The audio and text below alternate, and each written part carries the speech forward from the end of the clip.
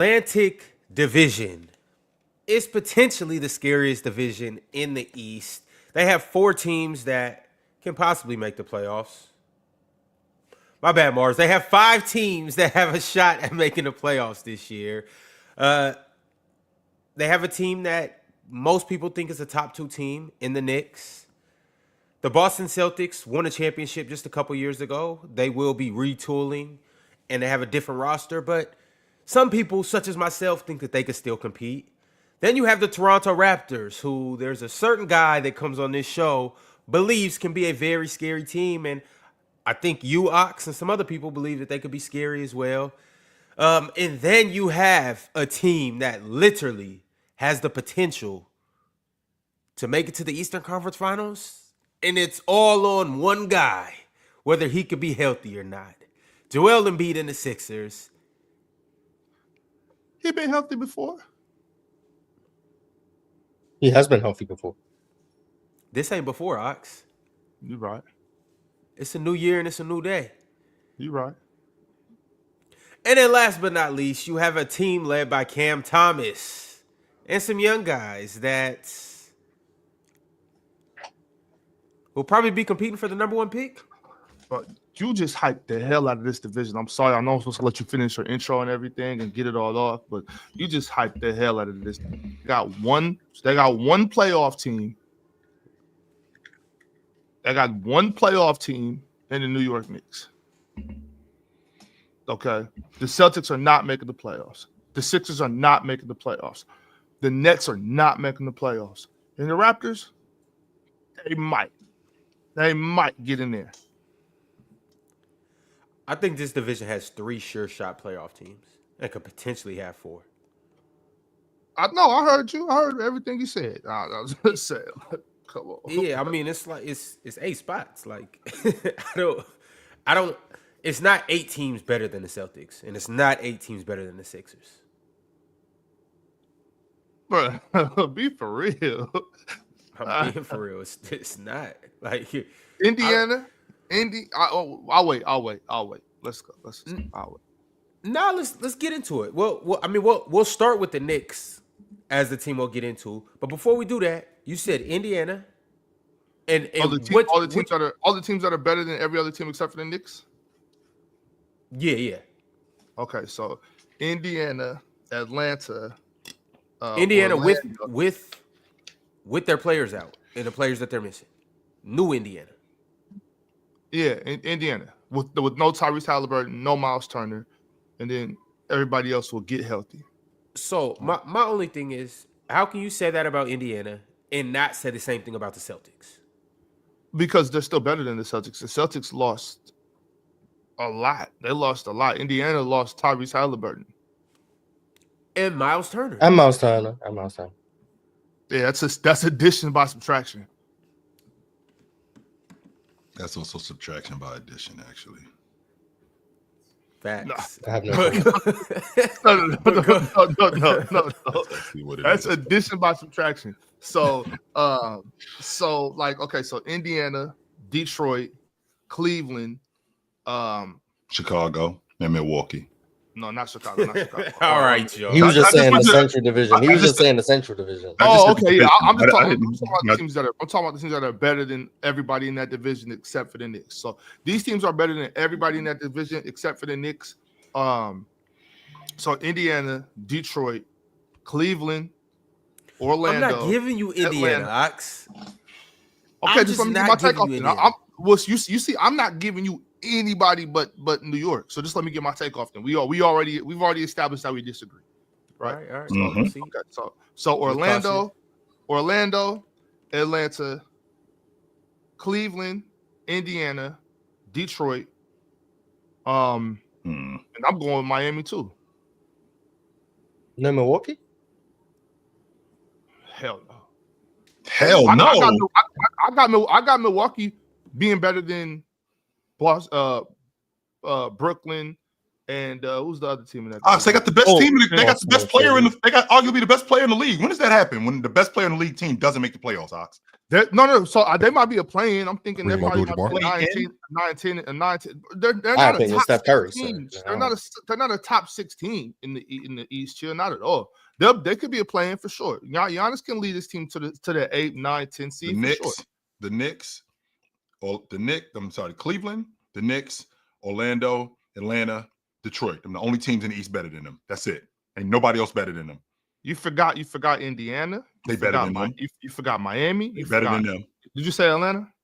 I said Atlanta already. yeah, I'm not as high on Miami as Ox is. I know that. That's probably where we're the furthest. I'm actually high on Miami this season, but they better than them. You got the best player in the league What does on that your mean? crew. You keep saying that. And I do have the Bucks top 6 though, for what it's worth. And not only do they have the best. Okay, what does it mean? It means that when you have the best player in the league, you have a chance to be in the playoffs. More times than not, you're going to make the playoffs. Swiper just said to me, when was the last time that happened? Okay, in 21, when Steph Curry led the league in points and he led the league in scoring. So we clear, Swiper. They did make the playoffs. They were the 8th seed. We got that bullshit play-in tournament coming on. That's what ended up happening. So they did make the playoffs. So let's stop that right now. But as the best player, arguably the best player in the league, they did get better with adding Miles Turner. Ox, I've said this to you countless times. If they don't get Miles Turner, They're better than the 76ers? yes. So as I was saying, Yeah, I want to talk about Philly because I'm Not How are if they you're better not- than the 76ers? if I can I finish my point, please? As I was saying, It's just top 6. Go ahead. as I was saying, so with losing Damian Lillard, they lose Brook Lopez. If Damian Lillard is still in the crew and he's sitting on the bench and they lose Brook Lopez, who's playing the 5 for them? Bobby Portis? Jericho Sims. Okay, Jericho Sims. So now they got Miles Turner. Are they a better team with Miles Turner at the 5? So you asking me, are they better than a hypothetical roster? No, not a hypothetical roster. What's going on right now? What's going on right now? If Damian Lillard is still in the crew, who's playing the 5 for them, Ox? With Miles Turner or without Miles Turner? Again, Damian Lillard is still in the crew. I mean, in an ideal world, Giannis is playing the 5 full time, but that's for the time being. But it's Miles Turner, chill. Come on, Okay, man. yeah, Like, will y'all stop? This is what I'm Well, talking stop about. what? Chill So- gave me a hypothetical roster and then told me I'm not giving you a hypothetical roster. Damian Lillard is still in the crew. They don't make the trade for Miles Turner, and they lose Brook Lopez. Who's starting at the 5?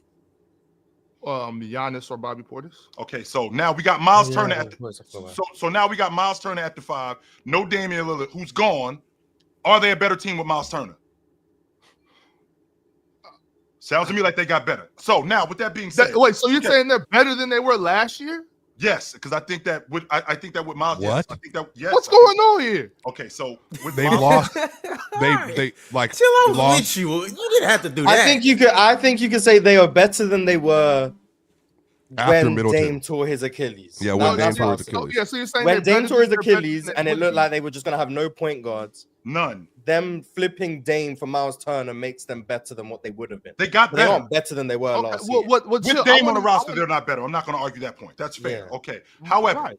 however, with what they've added to this crew, What did they in add, addition, Chill? Okay, You named one player. okay, KPJ, who I've already, you know how high I am on KPJ. Swiper, you can shake your head about KPJ all you Yeah, want. you could You keep can't doing give me that, legit. Swiper. You can't give me legit logic that everywhere he plays. I can give you Everywhere he legit plays. logic because if you're super talented and extremely athletic, you will get a chance in this league in Imagine every that. destination. And the That sounds issue like a is, good I player. asked you this same question. Is he a top 20 point guard in the NBA? We went through Yeah, the we went list, through and then this the already. determination was no. So that's going to be But the problem. that we're doesn't running make into. them And weak, I though, don't Swiper. remember. I'm not done. I'm I talking don't to think Chill about his KPJ was KPJ bad point. for the Bucks. I just don't think he's great. I just think he's. Hey, we don't think he's weak, bro. We're not nobody. Yeah, he's nobody- just not. He's not a top Swiper. 20. No, Not no, I'm top. saying It's Swiper's saying- Ron. Is he a top 20 point guard in the league? No. What No, does that he's have not. to do with anything? Okay, because the Is your quarterback a top 20 quarterback in the league? The conversation. No, that but we're y'all got a having- good team, right? The conversation. You don't but- gotta be top 20 no, at but your Ron. position. Sometimes again, you enter into the debate field and you read and you get cooked because your points aren't salient. Number one, the roster is worst. Salient. They are trusting KPJ. What does that have to do Gary with Kevin Trent? I'm not Porter done. Jr.? You have to Keep going, listen. Swiper. You have to listen. Keep You have to going, Swiper. listen. They're trusting KPJ, Gary Trent Jr., Kyle Kuzma, and then Giannis and Miles Turner. And then their bench is going to be Ryan Hollins, Gary Harris, Bobby Portis. That's probably their top 8. That top 8, relative to the rest of the NBA, is not good. The reason relative to the they're- rest of the league. That's not what we're talking about, though, Swipe. Well, We're I'm talking talking. about They're them being playing a playoff versus the team. NBA, Chill. So We you have to have play to them. listen, Swipe. We have to You have to do listen. that. No, They're Ron, playing no. versus other teams. Swiper is right. Swiper is right because we can't compare them to who they were yesterday, last year, and 5 years ago. They're not playing against their last year's roster. They're playing against everybody else. That's why I'm listing other teams I think are better than them. On top of that, I just want to say, Chill, I can't say what I said about the Rockets and then not say what I just said about the Bucks. You know what I mean? Like I can't. I'm trying to come with some consistency here. I'm not trying to just jump around and play favorites. So You know what I mean? I think this roster is not good competing in to be a playoffs team in the NBA. Chill, you also said a bunch of times something I agree with. I think people sleep on the East. I think it's wide open as far as who's dominating the East now with JT out, Halliburton out, and all that. But that doesn't mean that I think the East is terrible. I just think it's wide open as who's going to be the new top dog. Sure. You know what I'm saying? The East still has a handful of teams that are really good basketball teams. And so that's why when you keep yelling at me, they got the best player a player I think is the best player in the world. I acknowledge that. I see Giannis' name on the roster. Do you though, Ox? Do you really acknowledge that? Because when I think about this Milwaukee Bucks team, like what is it going to take for them to get in the playoffs? Okay, I got the best. In your estimation, I got the best player in the league. I got guys who play the game the way the game is played today. Taurean Prince, one of the better sharpshooters in the game. AJ Green, one of the better sharpshooters in the game. Because he's not Middleton, that doesn't mean he's not one of the better sharpshooters in the game. Like I said about KPJ, we've seen teams who've had point guards who aren't great point guards, but good enough to get in the playoffs. Nobody said anything about them winning the NBA championship. On top of that, Ron sits up here today. Ron, how did you feel? Rewind the clock back to October the 13th. 2024. Ron, how did you feel about the Indiana Pacers going into the season? It's November of 20. It's October of 24. How did you feel about Indiana going into the season? Fresh off a deep playoff run.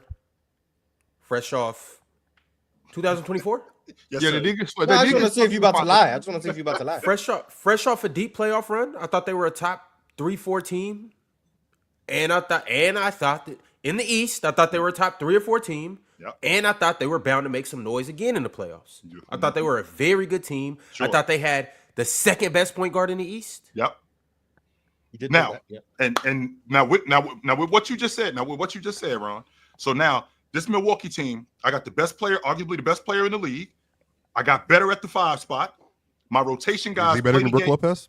Oh, According to man. Ron? Yes, I do. Ron, do you think he's better than Brook Lopez? I heard you talk about Brook Lopez last year. Barely. I mean, Ron, that's a legitimate question. It is legit. Is Miles Turner better than Brook Lopez in your estimation, Ron? Miles Turner shoots This the gap. just right as here. good, if Right. not good enough. And a worse rim He's protector. younger. Is he a better rim protector? He's younger. A rim protector, Yeah, is he a better rim protector than Brook Lopez? same thing. It's that they got a younger Brook Lopez, if you will. That's what I'm thinking, Ron. Younger, more Yeah, mobile. with less block work and kind of the same Brook stability. Lopez don't play on the box like that. Give me a break. I didn't say he was on the block. I just said he got less block work. Brook than Lopez Brook. was on the block yesterday. He's- Him and Valanciunas. He's basically Brook they Lopez just- definitely does post up. He just shares the court with Giannis, so he doesn't have the opportunity. But when Right. he's off the Who's court, better, when Giannis is who's off better court, on the he block? posts up. Who's better on the block? I would say it's not about that though, Ox. I would say he's younger. About that too. I would say he's younger and he's a better fit next to Giannis. I would say that. I think he is too. I think he's a better fit next to Giannis also. With that being said, right? With that being said, if you look at this group, and you look at what they have with Giannis, you got 2 guys who are sharpshooters. You got a really good backup point guard in Rollins. And we're talking about making the playoffs. We ain't talking about a team that's winning the NBA championship. We're talking about a team So making you're the saying top 6. Yes, I think they're Okay, so chill. I'm looking at it right now. I got Knicks, It's not possible. Magic. So Knicks, Magic, Detroit, Cleveland. Okay, that's the 4, right? We can agree on those 4. in In Atlanta, those are the 5. Those are the 5. All right. So then the next question for me is going to be the Raptors, the Pacers, the Celtics, and then you have the 76ers, and then you have the Heat. Yep. I think the Raptors have a better roster going away. The question for Easy- them is going to be their easily offensive better output, roster. like with Scotty and the rest of them. But they're going to have a much better defense than them. I think that's going to matter a lot in the regular season setting. Do you disagree, Ron? Is that not a fair assertion about the Raptors versus the Bucks? Sleeping on the Raptors. I can see how you guys. Yeah, I don't know. I don't know what to think way. about the Raptors. I'm gonna be honest. I don't know what to think. So sleep on the Raptors. It's not, Why? and this But isn't why? even to push an agenda for Penn. This isn't even me trying to troll and be funny. I think the Raptors, the way that you guys are hyping this Raptors team, How is it hype? Just to ridiculous. acknowledge that they're because we haven't seen anything from none of these guys, Brandon Ingram included. None of these guys. Yeah, I'm throwing Brandon Ingram in there too because in his 8 years in the league, y'all in the doing league, too much on Scotty because how Penn hypes him, but Scotty is a really good. Okay, but okay. So check this out. So check this out. Scotty Barnes went to the playoffs, right? Yep. And they won. They got swept. 22. This 22, 4-2. 4-2. What's that? It was They 4-2. lost, and- yeah. Well, let's just talk about this basketball game. Hold on, no, Ox. Hold on, no. I'm about to give you a fair example. I'm That about was to 4 give you a years fair ago. By example. the way. So Scotty Barnes went It to was the playoffs and Draymond's he got rookie swept. year, and he got hurt. But Okay, all right. whatever.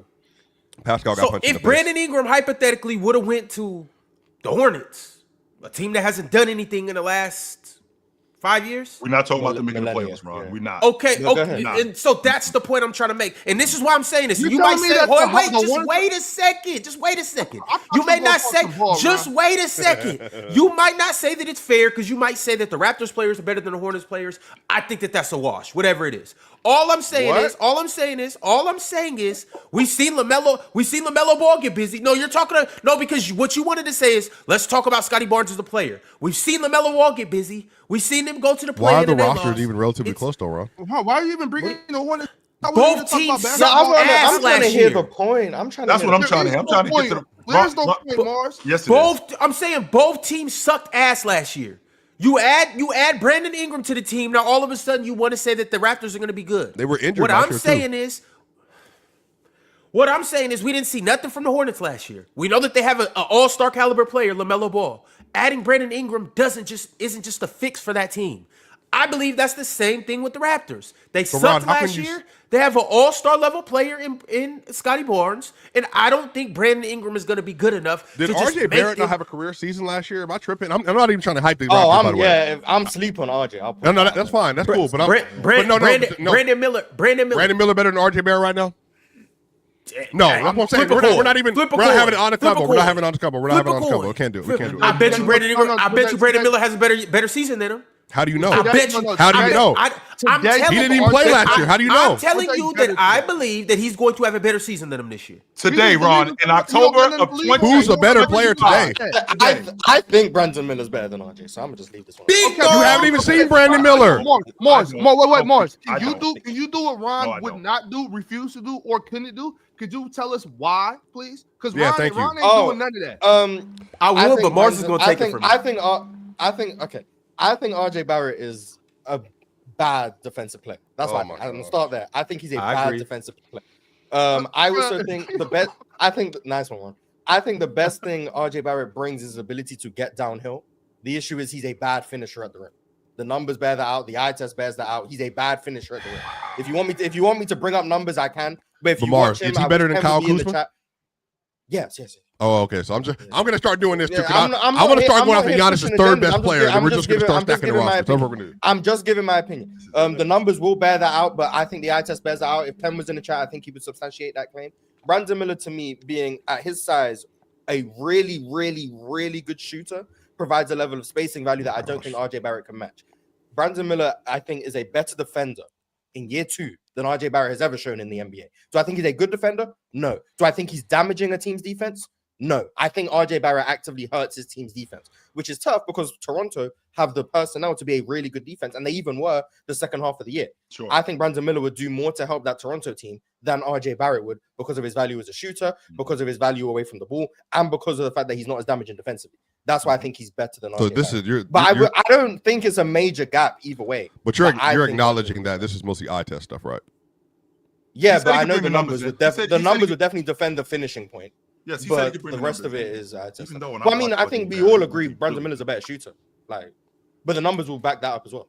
Well, I just don't think he's as polished. Like he's not as he. I think the issue with I think RJ Barrett lacks polish. Yeah, the issue with RJ Barrett is I think that last year he started off the season shooting extremely well, and then it dropped off as over the course of the year. Some of that was because of the roster issues, because of the injuries they had. Remember, RJ Barrett at one point was averaging like 23 on like damn near like 60, if I remember correctly. Like he was shooting great from three, he was hitting his pull-ups, but again, eventually reality set in, chill, and then that early start of season. RJ Barrett was in delays. the 30th percentile at Right. the last year. So that's he's not. It failed last year. Brandon Ingram, I think is better than Brandon Miller. Brandon Ingram better than Brandon Miller. That's the point. Yes, right? for sure. Yeah, absolutely. And then I think Scotty clearly is. But I don't even want to. That's what I'm saying. I don't even want to do the. Ron took it to Charlotte. I want to stick on the Bucks. Bi's better. Bi would be the third. Bi would be the second best player on that Bucks team. I think we can agree with that. The second best player on that Bucks team. Yeah. Okay. Obviously, yes. RJ Barrett will be the fourth. He ain't better. Maybe he's not better than Miles. He's for sure better than Kuzma. We can get with that. No. Swipe it. Go ahead. That whole roster. Well, not the whole roster, but the top guys on our roster are better than everybody over there except for Giannis. So yeah, the Bucks might have the one better player, but then after that, it's all Raptors, and then we get the Miles Turner. I'm just blown away by him. And Moss brings the numbers up. I'm blown away by a guy that's averaging almost 22 a game for his career. So I guess it's empty, essentially, what he's doing. It doesn't seem that RJ Barrett, he averages almost 20. Just because I think Brandon Miller is better. I like RJ Barrett. And I don't think that, and I'm not sitting here. I think that Brandon Miller is a great piece for what they're doing. I just don't think that they have a clue what they're doing in Charlotte. I think that's the problem. They don't have an idea. However, do they have a clue what they're doing in Toronto? Yeah, Darko's better. Darko's for sure better than Doc Rivers right now. I'll tell you that much. I'll get Dark. Okay. Yeah, we're not talking about Charlotte no more. No, we're not. We're just talking about Dark. Is Darko not a better coach I than Doc think we Rivers? all agree Toronto's better than Charlotte. I think even Ron. Yes, we do. Yes. Ron said they're both. No. All I'm saying is the reason why I brought up the Hornets is because I was saying if Brandon Ingram went over there, I don't think he would elevate them to a playoff team like that. Well, he doesn't have to elevate the Raptors, though. I think the reason I'm high on the Brandon Ingram acquisition for Toronto is because they have the foundation of a really good defense. Mm-hmm. So you plug in Brandon Ingram to a struggling offense, that means something. The Hornets suck on defense. You add in more offense to a team that's egregious on defense doesn't help. Whereas I think Brandon Ingram, this is a team that since January 1st was sixth in defense in the Toronto Raptors. Mm-hmm. You add Brandon Ingram to a team that struggles to score in the half court. Brandon Ingram, in my opinion, is one of the most effective half court scorers in the NBA. That raises your floor to where you can maybe be a slightly below average offense alongside a really good defense. That's enough to get in the play-in, in my opinion. Now, top six, I don't see it. But play-in 7, 8, 9, 10, yeah, I think that's where Toronto can end up. But I think that's where your point about Giannis, Ron, comes into fact. I think Giannis is a difference between those teams.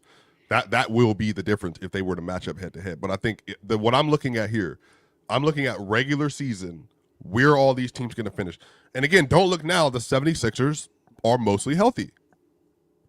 If you're telling me that Embiid is mostly healthy right now, Ron, and Tyrese Maxey is mostly healthy, Jared McCain, BJ Edgecombe, that team is for sure better than the Bucks. The question is will they be healthy by the end of the year to be able to place?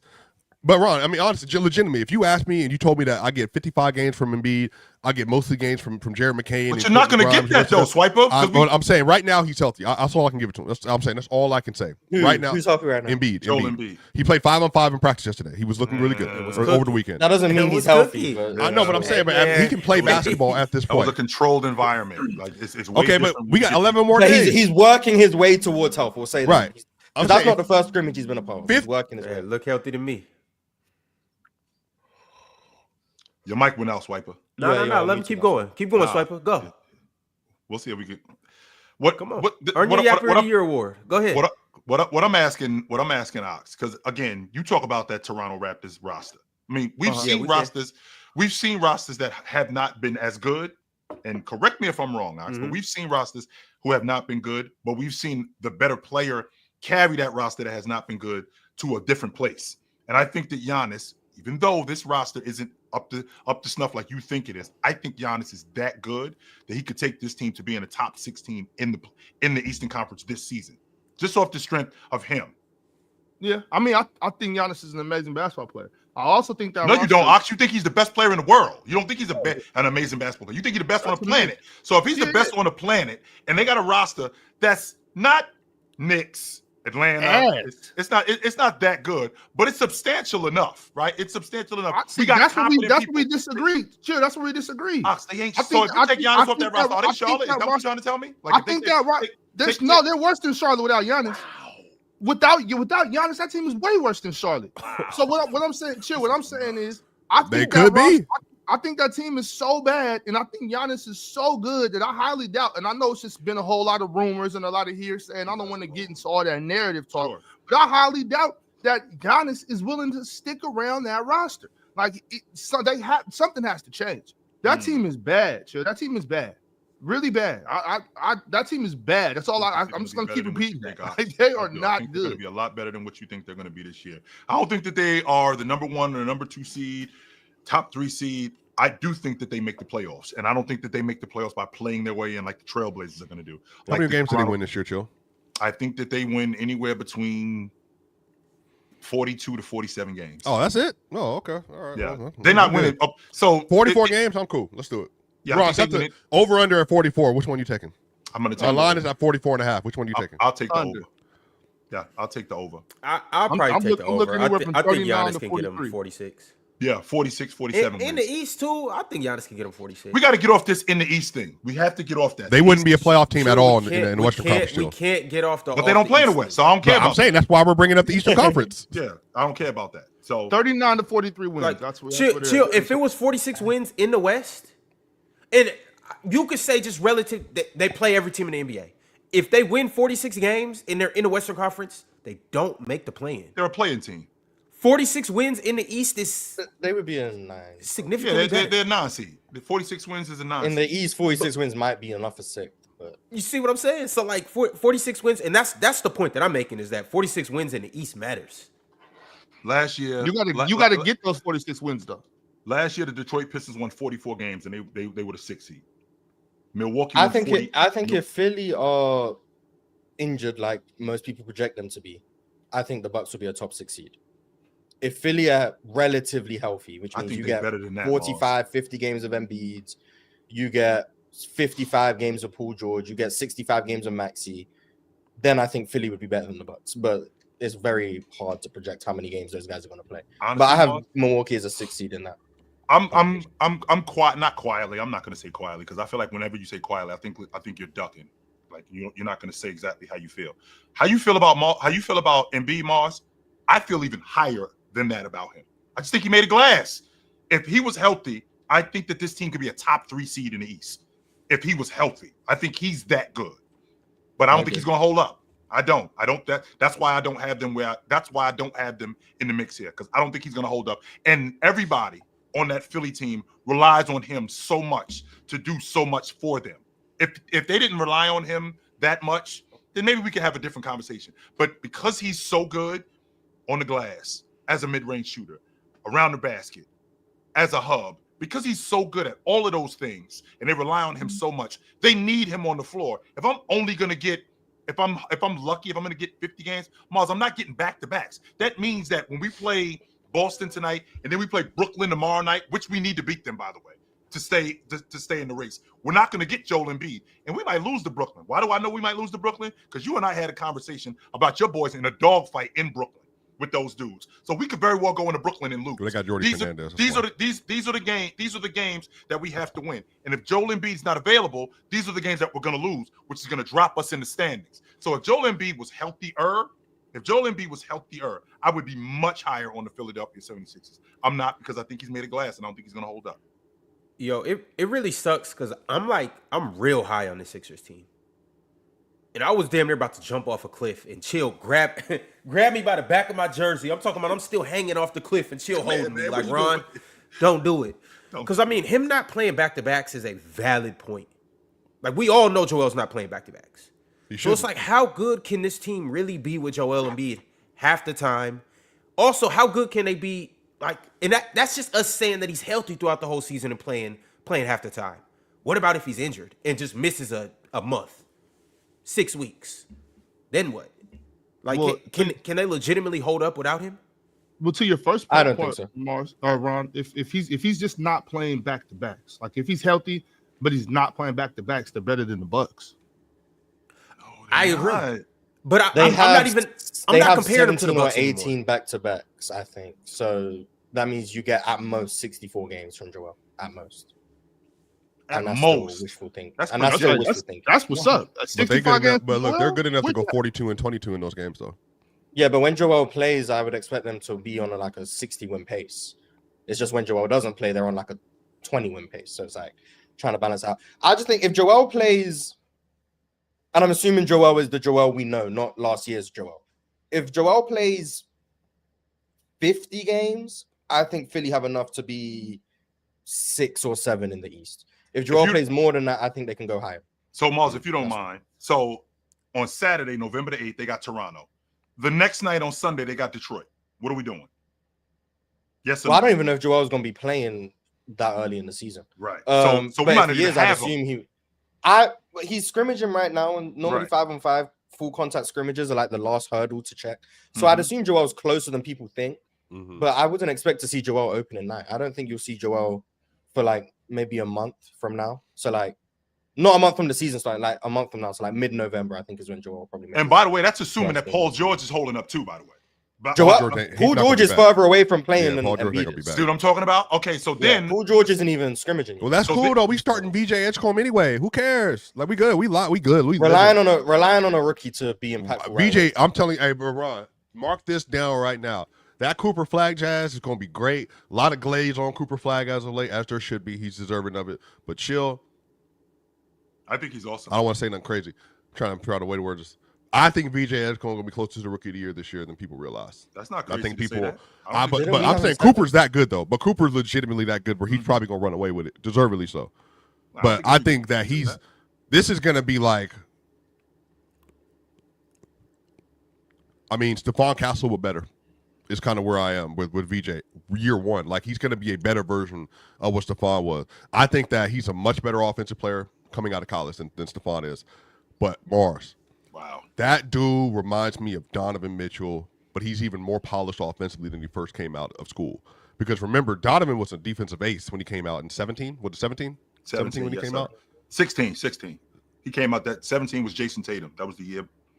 I thought they were saying draft. Was that the same draft? I'm sorry. Yeah. I apologize. I'm sorry. I thought he was. But I think VJ about to be they had Jared McCain and they were like, oh man, what a great player. I think VJ gonna be like, bro, he's cold, dog. That dude is. I agree, good, dog. And the more and more I watch him play, the more and more I'm like, yo, dude might really be special. I just don't know how much he's gonna play. He's their starting two guard on opening night. They have him running with the starters a lot. He's their starting two guard on opening night, Ron. How long he's their starting two guard? And that's fair, Chill. No, I haven't seen it. It's a lot of starters that don't play as much as bench players. Sure. Or they play or they share the same amount of minutes. Right. So I don't. And then when Paul George comes back, I just don't know what his role is going to look like. And since with Cooper, it's clear he's going to play. With some other rookies, it's clear. Ace Bailey, it's clear Ace Bailey's going to play. I just don't know what it's going to look like with VJ. Now, if he plays 25 plus minutes a night, it might look a little different. Jared all the way back? 30 minutes a night? Jared McCain's playing, didn't he? No, he actually got hurt. Jared has a thumb I think early on, VJ. So this is a team that's already hurt in training camp. Embiid's ramping up, Paul George is ramping up, and Jared McCain is out. So already they're going into the season banged up. So it's tough to project health. Which goes back to my original question, Mars. So we got Toronto on the 19th. And then the next night we in Milwaukee. Yeah, I think Joel will be playing in one of those games. I don't know which one. So we got Golden State on a Thursday. Then we got to go to Milwaukee the next night. He'll play one of them, I'd assume. One of those games. I got the Knicks on Friday. Then I got Dallas coming into town Saturday. We could lose both of those games. You could. That's they gave Philly a lot of back-to-backs for a team that they know their best player is not going to play in back-to-backs. So the scheduling kind of did the Sixers a little bit dirty right there. Yes, it did. And it's a lot of back-to-backs early on in the season. So the Sixers really could start really slow. If the Sixers are 6-12, I wouldn't be like, oh my God, I'm shocked. And then you have to try claw your way back into the playoff race, which is always tough. Yeah. So I don't know. The Sixers are the biggest wild card for me because if they're relatively healthy, if Embiid's relatively healthy, I have no questions they'll be in the playoffs. If Embiid is in and out and he misses 4 weeks because his knee swelled up and it's we can't play Embiid for a month and you got to ramp up again, then it's like, okay, well, now this team is the 9th seed. What do we do? So their range, I think, is very, very wide. But if they're fully healthy, especially in April and May, I think they could go to the conference finals, like, not easily, but I think they could go to the conference. And Ron, finals. I know we're going to talk about Philly, but I just want to know from you guys, realistically, what does a Joel Embiid season look like realistically? Just games. How many games am I getting out of Joel Embiid? 47. Realistically. Mars, if I set the line at 47. I would snap your hand off at 47 games. Damn. I would love that. I think I would say 44 to 51 is the range. So 47, I think, is a good line. The optimist in me would say I would like to take the over, but realistically, I expect probably around 42 games from Joel, about half the season. Fair enough. Which, by the way, Ron, I'm watching that Clippers Denver game last night, and Ops, I'm about to start boxing. And the reason why is because Kawhi Leonard playing in preseason games, and you look fantastic. So you're trying to get me on the hook. That's what you're trying to do, and I'm not doing it. He played 68 games 2 years ago, Chill. I don't care. And what happened when we saw him in April? He got hurt. To be fair, he got hurt. He did get hurt going into the playoffs. And then trying to get me on the hook again, Leonard. I can see it. You trying to get the me on the Clippers hook. have been saying he's healthy for months. I don't know. It's surprised to see him playing. They said he's to healthy. Get me on the hook, and I'm not trying to hear fight it. fight the urge, Chill. Don't bite the bait, because if you bite the bait, that's on you. That's on you. Yeah, you gonna blame us. By the way, because can I say, Mars? He looked fantastic. Here you go, Chill. He looked fantastic. I'm not getting on this. Kawhi's a good player, yeah. Kawhi's a good player. I'm not. I'm like, no, I'm not trying to hear this. Nope. Wait, Chill. I can't do this on this Monday with y'all. And Bradley Beal didn't play yesterday. You're still not getting on the Clippers bandwagon? I think y'all smoked them dudes. Oh, was he Swiper's trying to put you on the train? No. Did you see? I told Chill. They got a top 2 big rotation in the sport. So y'all still wear them down. So I ain't talking about Denver. I'm talking about the Clippers. Just you guys in particular. I'm watching that game and I'm like, the Nuggets wear them down. No, yeah, but that's one matchup, Chill. I'm talking about Brook Lopez and Zubac. That's special stuff, Ox. That's a real big rotation. There were 4 Titans on the floor yesterday, all 7 foot and bigger, and they was going to war. Brook Lopez and Val would give me I was like, bro, this is like Eurobasket all over again. Goodness gracious, I loved it. This is great basketball. Kawhi looked good. James Harden was griffin fouls per usual. I don't want to derail the conversation. Chill, jump. Ron, you're on the bandwagon for the Clippers, aren't you? No, I'm not getting on this train. So don't ask me. Not happening. Nope. Yo, it's a lot of teams this year that I'm just not going to be bothered with, and the Clippers are one of them. Oh, wow. And I'm. As much as I want to jack the Sixers, I think they're going to be one of them teams too. There's just too many question marks with the Sixers. Yeah, I mean, that's fair. They Embiid's injured. Tyrese is, I don't think, Tyrese is really good, but, he's not like a floor raiser, so I understand. I get it. Swiper, you know what I'm going to do with the Sixers this year? I'm just going to enjoy the really good players that they do have that will be playing. yes. And that's 3 young players. Obviously, that's Tyrese Maxey. I've spoken on how I feel about Tyrese Maxey. I believe he's one of the better point guards in the NBA, and I think he has a crazy high ceiling. Yes. If he can continue to do what he's doing. Next, Yes, Swiper, you spoke about VJ Edgecombe. I'm going to enjoy this young talent in the league, and hopefully he does compete for Rookie of the Year. And then last, another guy who was competing for Rookie of the Year last year until he got hurt. If Jeremy McCain can have a healthy season, I want to see exactly what he's made of and what he could do. I'm just going to enjoy them 3 guys. No expectations. I don't know what Paul George is going to do. I don't know what Joel is going to do. I don't know what the rest of the team is going to look like. I'm going to just enjoy the young talents that they got over there and just leave it at that. No expectations. I like Adem Boner as well. I think he's good. We saw him in the summer league and not bad. Yeah, we saw him in the summer league. Playing for Turkey at Eurobasket. Scrimmages with the Sixers. I'm intrigued. Shout out to them. Also, shout out to Splashsports, because this show is not only brought to you by Splashsports, but they're also bringing you the heat with different projections on the players that you love and like. And you can make picks of more or less on anywhere from 2 to 6 players, and that will give you an opportunity to make some good splash cash. You see this big whale on the screen? Well, that can be you. That well can land into your bank account if you make the right picks. And I expect you to, because you watch this show on the daily. You know ball on the daily. You debate ball on the daily. So you might as well get paid from your basketball knowledge or football knowledge on the daily. Now with Splashsports, you compete against other players. You don't compete against the house. So with you competing against other people, you have more strategy to outsmart those other players as opposed to just playing against the house. You have better odds on Splashsports, so you don't have to make the perfect card. You just have to get more correct picks right than the people that's in your group, and you'll win the cash. And this is how we are rocking today on the panel by way of Monday Night Football, y'all. We got some Monday Night Football games tonight. We got some good ones. So this is how we are going to rock in the Buffalo Bills and the Atlanta Falcons matchup. Swiper, talk to us about these picks and why you made them. Yeah, so we have 2 of the 4 best running backs in the sport this year. I think that both of them are going to have big days. James Cook got stonewalled last week versus the Patriots, but that was his only mediocre or bad game of the year. He's been phenomenal.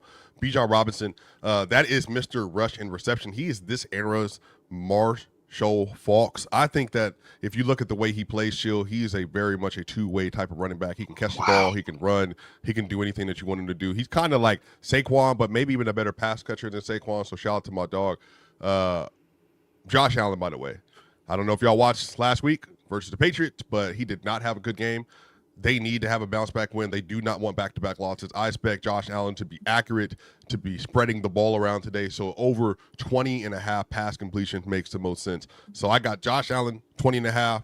I got Bijan more than 111 receiving and rushing yards. And then I got James Cook with 88.5, more than receiving and rushing yards. And he might even get that on the ground all by himself. So shout out Splashsports. Y'all know what time it is. Player's choice.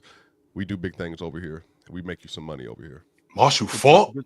Marshall Faulk swiper? No, he ain't like, Chris McCaffrey is the Marshall Faulk of this sure. era, but he's the next up. He's the next generation. Like the next iteration of great multi-purpose backs. I can get with that. All right. Mm-hmm. Good job, Slap. I thought you was going to slander Josh Allen, but you didn't. I'm proud of you. I'll never slander a top 3 quarterback in the league, man. Shout out to my dude, bro. Mm-hmm. Wow. Patrick Mahomes is balling, by the way. I don't know if y'all saw that game yesterday, but it's very nice. Wait. I fell asleep. Who won? Chiefs. Chiefs won.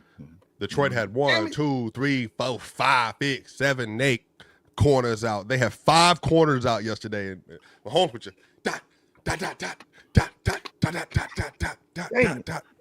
They got a receiver coming back too, right? Rashee Rice is back this week and about to light it up.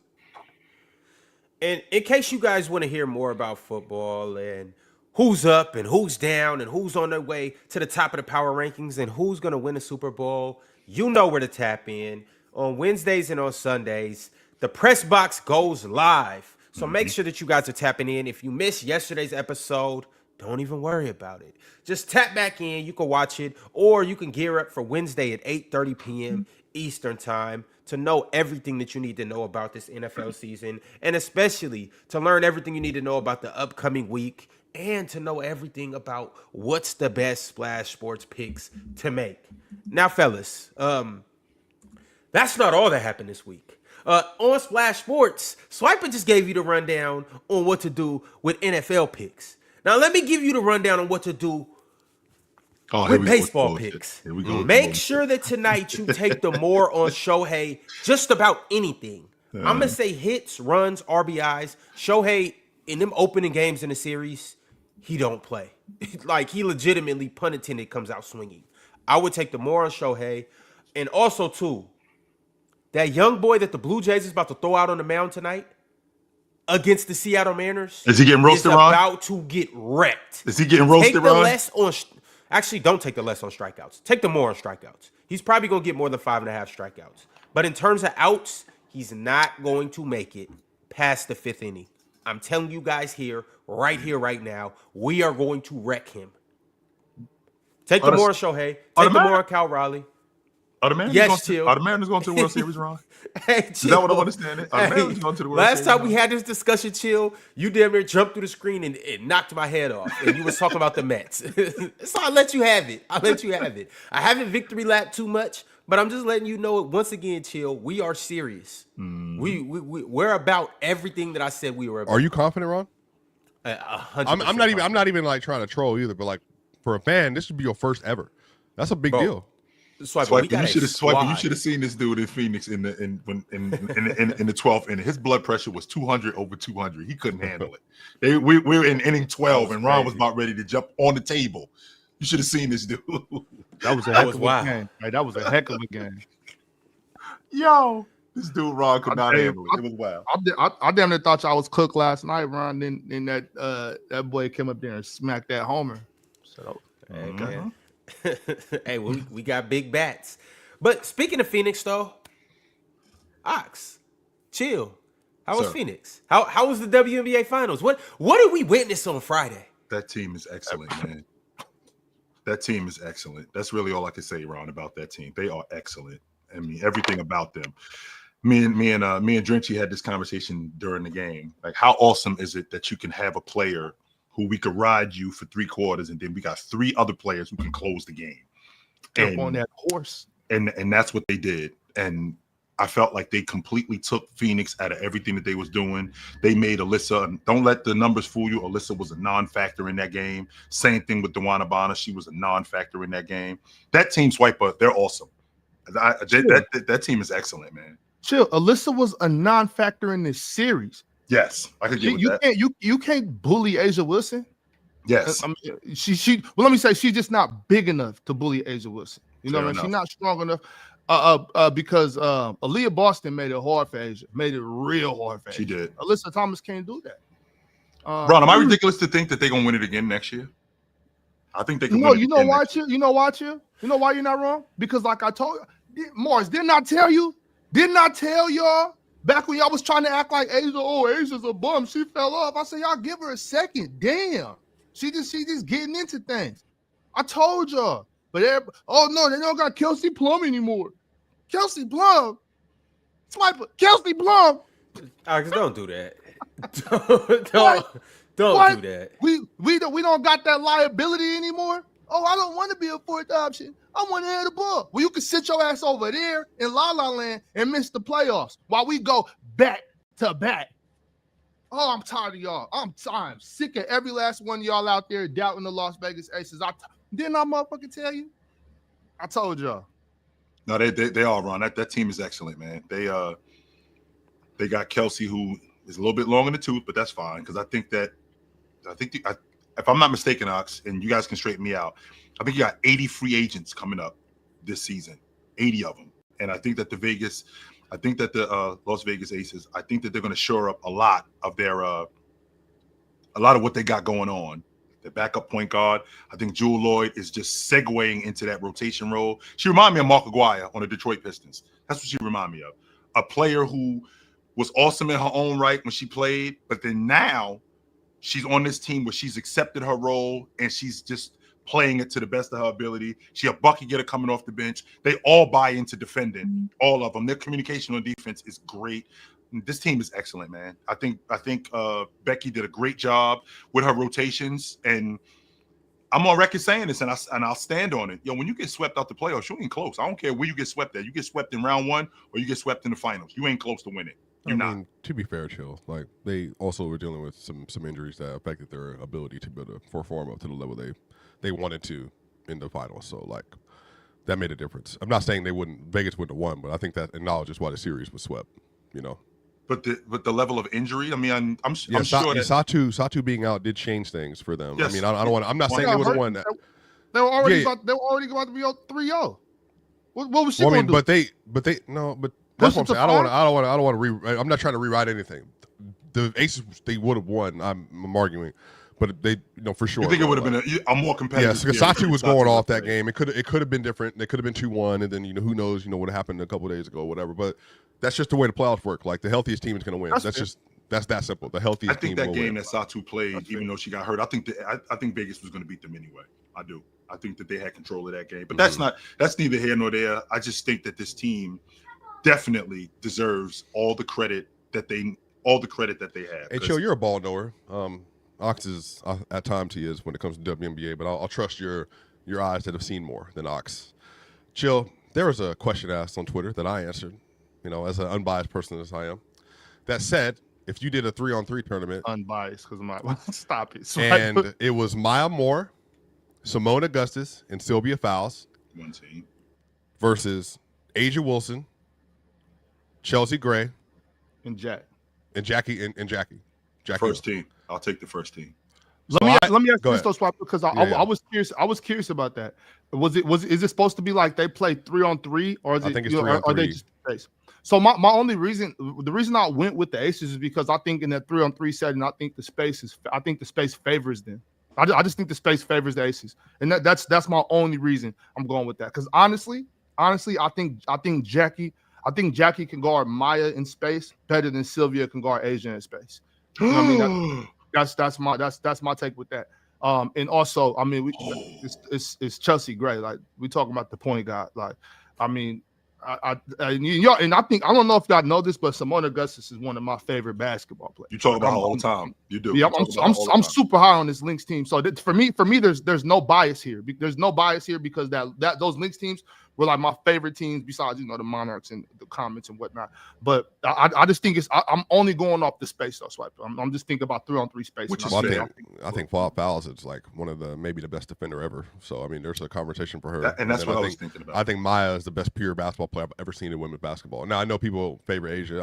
I have no issue with that at all. At all. Simone, I've been following her since she was at LSU. So I thought she's legitimately one of the greatest scorers of the basketball I've ever seen in my life.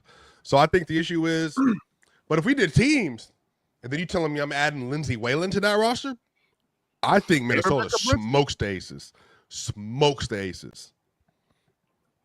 I don't know. I don't know if they smoke them. I think it's a good game, but I will say that those Minnesota teams are probably the best teams that I've seen. You know what, Swiper? I'm not gonna say they smoke them, but in the 7-game series, I got the Lynx in 6. I got the Lynx like 5. But in that 3-on-3 setting, though, I just think the spacing favors the Aces. So once again, clearly based on my depth, my description of why I'm saying this, I'm not being biased. I think you add Lindsay Whalen, you add Rebecca Brunson, or whichever, because that's the team I'm talking about. The team with Rebecca Brunson.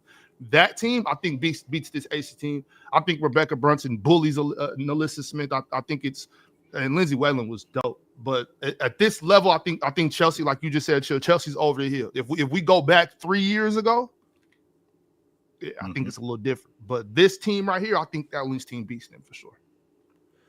All right, y'all.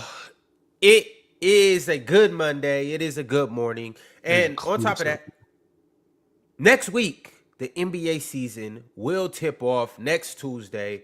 So we are going to spend a majority of this next week detailing what we expect from the next season, looking into what's going on. We'll do some power rankings. We'll do some player rankings. We'll do some conference rankings. And we ultimately are just going to gear up for what's going to be an amazing season. Last season was fire. I believe this season is going to be even better. We got a lot of rivalries. We had a lot of player movements, and we got a lot of stacked teams. So I believe this is going to be a very competitive year. What's good, Swiper? By the way, for your team, the Bucks, Alex Antetokounmpo just signed with the Bucks as well on a 2-way deal. So they'll have all 3 brothers this year. That is fire. Where Costa at? Shout out nepotism. Nepotism. He good at Olympiacos. I'm getting my peoples on. That's what I'm doing. I love nepotism. I'm getting my people on. I think the Bucks might go win a chip now. If I don't get my people on, what's wrong with me? If I'm not putting on my people, what's wrong with me? Ron, why you ain't said that before? I said the Knicks, the Bucks weren't gonna make the playoffs. Thanks. He literally. So if Giannis gets traded, all 3 got to go. Yeah, that's changed my perspective. I ain't gonna lie. Yo, the Bucks are doing everything in their power to keep Giannis. Like, whatever. We'll sign your brothers. How old is your son? Can he play yet? Yes. Everybody on. Yo, Swiper, and I just want to get this. I want to get this straight before we get to the season because you've thrown a couple subtle jabs my way, and how am I throwing jabs? A couple little things. Hold on, I'm about to tell you. The Bucks are not my team this year. Okay. I am standing 10 toes on. I hate what they put around Giannis, and if I'm Giannis, I will be out of there. I'm on my free Giannis. I'm not rock. I love Giannis. I still think he's the best player in the world. Still one of my favorite players. I'm not rocking with the Bucks because I don't like what they put around Giannis. All right, so that's not my team. I don't think that they're all that good. I think they're the definition of a big bag of mid. But because they have Giannis, he'll keep them in that anywhere from 5 to 8 range. However. So that's that. Got that out there. Okay, I'll make Giannis sure to note great. that. That's your team. Bucks suck. Shout out my man KPJ. Yeah, sure. But all right, y'all, we got Super Chat, so let's go ahead and see what the people got to say about what we had to say. If you're watching the video, make sure you like it. Make sure you come over to YouTube and subscribe. Shout out to everybody on Facebook. Shout out to everybody on Twitter. And shout out to everybody on every other platform that follows us on all of them. All right, Jonathan Frazier said, these Hall of Famers come up here every Friday and say madness. But he really said Luka on OKC would be worse than Shea on the Lakers. Luka and Chet pick and roll, ... Who said that? Buddy. I don't know. I guess I don't pay attention that much. That was a conversation. Buddy said that. Oh, this Friday that just passed. Okay, I wasn't here. I apologize. Because I left for the last like 30 minutes. So maybe somebody said that when I was gone. I don't think. Yeah, maybe someone said that when I was absent. Yeah. Shout out, Buddy. No, the Hall of Famers coming to that defense in the chat. They saying they ain't say that. I don't know. Interesting. Said that. John Money said. Who said it though? I don't know. I don't know. Yeah, Swiper was the only one Pretty sure here. it was Jomar. Oh, okay. He said he didn't say that. Mars, you were here. He said he didn't say that. He just said that. No, well then I don't listen then because I did not hear that. That was a Super Chat. It was a Super Chat. Oh, okay. Yeah. Oh, Might have What been. what does Shea look like on the Lakers with James? So no Shea. So you flip flop Shea. So Luka is in Oklahoma City. Shea is in Los Angeles. What does he look like on that Laker team? Is it crazy to think both teams get better? I think so. I legitimately I think because Shea isn't a lockdown defender, but I think he's a little better on defense. Well, he's better on defense than Luka. Well, he was. I don't know about this year coming up. We'll see. But but as of now, Luka's a better defender than Shea. I mean, Shea's a better defender than Luka, right? And I think the Lakers could use that. I don't know. I think both teams get better, actually. Yeah, I do. Luka being on that Oklahoma City team, I mean, Shea has the ball in his hands a lot, but now you got a guy who's an elite, efficient passer. So getting downhill with the best of them, setting up guys like Case and Wallace, setting up guys like Chet, setting up guys like J-Dub. The fact that their defense is what it is. They can play faster. Luka gets the ball up the floor a lot faster. I think that he knocks down open shots, and I think that he stretches their offense even more than what it is. I don't think that they lose any buckets because Luka is a bucket getter, and I think that they gain more playmaking from Luka just as a distributor alone.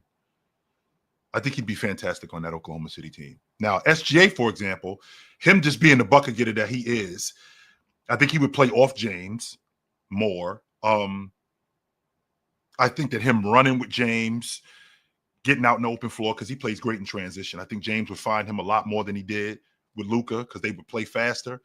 Now I got somebody to go to one-on-one even more than I do with Luka. I think he'd be great on that. I think he'd be great on that Laker team too, but I think Luka would be better because they got – I think that Oklahoma City team, I think they favor Luka's game a lot more than what they do in Los Angeles. Does Shea play at a faster pace than Luka? I think so. Slower. Yeah. Slower? No, that's not true. Yeah, I think so. Wait, which one? I don't agree with that. I think he plays it. I think Shea plays at a fast pace. You talking about like half court stuff, or maybe I'm overall? I think Shea accelerates the pace of his team. 100%. Well, I guess in my mind, I'm more so thinking Shea is I guess like when the way he sets up his shot or sets up the defense or whatever, like he's just kind of slow pacing to sleep. But I can understand what you're saying. Two different questions. So, yeah, I can understand that for sure. Yeah, I get what you're saying. Yeah. All right, y'all. The next super chat is from Elias47. Elias said, Asia MF Wilson, get them bums out of here. I don't know if Phoenix was bums. Ox, what I saw when we was out there was I saw a Vegas team that looked at Phoenix and said, what y'all did previous to seeing us, we ain't them. So if that's your game plan coming in against us, y'all think y'all gonna rough us up? Y'all think y'all gonna push us around? You got to change your game plan because that's not gonna work. That's not going to work against us. That's what they tried to do. That's not going to work against us. No. And we not only do we have people who can match your physicality, but when you now have to start playing basketball and now you got to make plays, we got people who make better plays than you. We got better downhill people. We got better people on the glass. We can play as fast. However you want to play, we can play that way. And if you think that you're going to take us out of our game by roughing us up, it's not going to happen. Nope. That team was excellent, Ox. I'm just so happy I'm glad I was able to say I saw that. That was awesome. Yeah, definitely. As somebody that had the Mercury, I couldn't be further from wrong, and I just really got to give my credit to the Aces, especially Asia. Actually, I don't even got to speak. I don't even got to speak on Asia. When we was out, what did you see, Ron, watching it? Honestly, I ain't know Chelsea Gray still had that much in the tank. What game was that she had? What was it versus? Damn. It was versus the Fever when she made those 3 straight threes. Yeah. We needed them too. Yeah, we were actually we were out and about. I think when she was doing that, that was ridiculous. We needed every last one of those, Swiper. Chelsea, she still played at a very high level, and Jewel Lloyd really finals came around and she turned it on. She didn't turn up for the finals, Ron. Okay, go ahead. I'm just saying, I'm speaking on the finals. Right. She balled every last game in the finals. Because you know what? And should we talk about that? Because people gotta. I think this first month of basketball, and then kind of last season, I think that made people forget about who Jewel Lloyd really is, and they forget like this is Jewel Lloyd's third ring too. By the way, like Jewel Lloyd is somebody. She is one of the greats. You know what I'm saying? When you think about those 5 seasons before she came to Las Vegas, like Jewel Lloyd is one of them. And I don't think we should let the beginning of this season, let us forget about how great of a basketball player she really is and has always been. You know what I mean? And she's always been a great basketball player. Mm-hmm. Yo, chillin' Ox. When we was up there in that nice little suite that the WNBA put us in YouTube, shout out to YouTube. I'm up there watching Jewel Lloyd make some of the shots that she's making and do some of the moves, and I'm getting flashbacks. Yes, I'm legit getting flashbacks. Like before she even shoots the shot, as she's gathering, I'm just like in my head subconsciously, just like, oh, that's in. I've seen this before. You've seen it before. Yeah, exactly. So it was one play. Ox, you missed it. Because I remember you asked me, yo, what just happened? I think it was like on your phone or you was talking to somebody. Jewel shot a shot, missed the shot, but it was like a 1 dribble pull or a 2 dribble pull up, fade away, one of Jewel's go-to moves. She shot it and she missed it. I thought the first one was going in. So when she shot it, I said, oh, that's good. She missed it.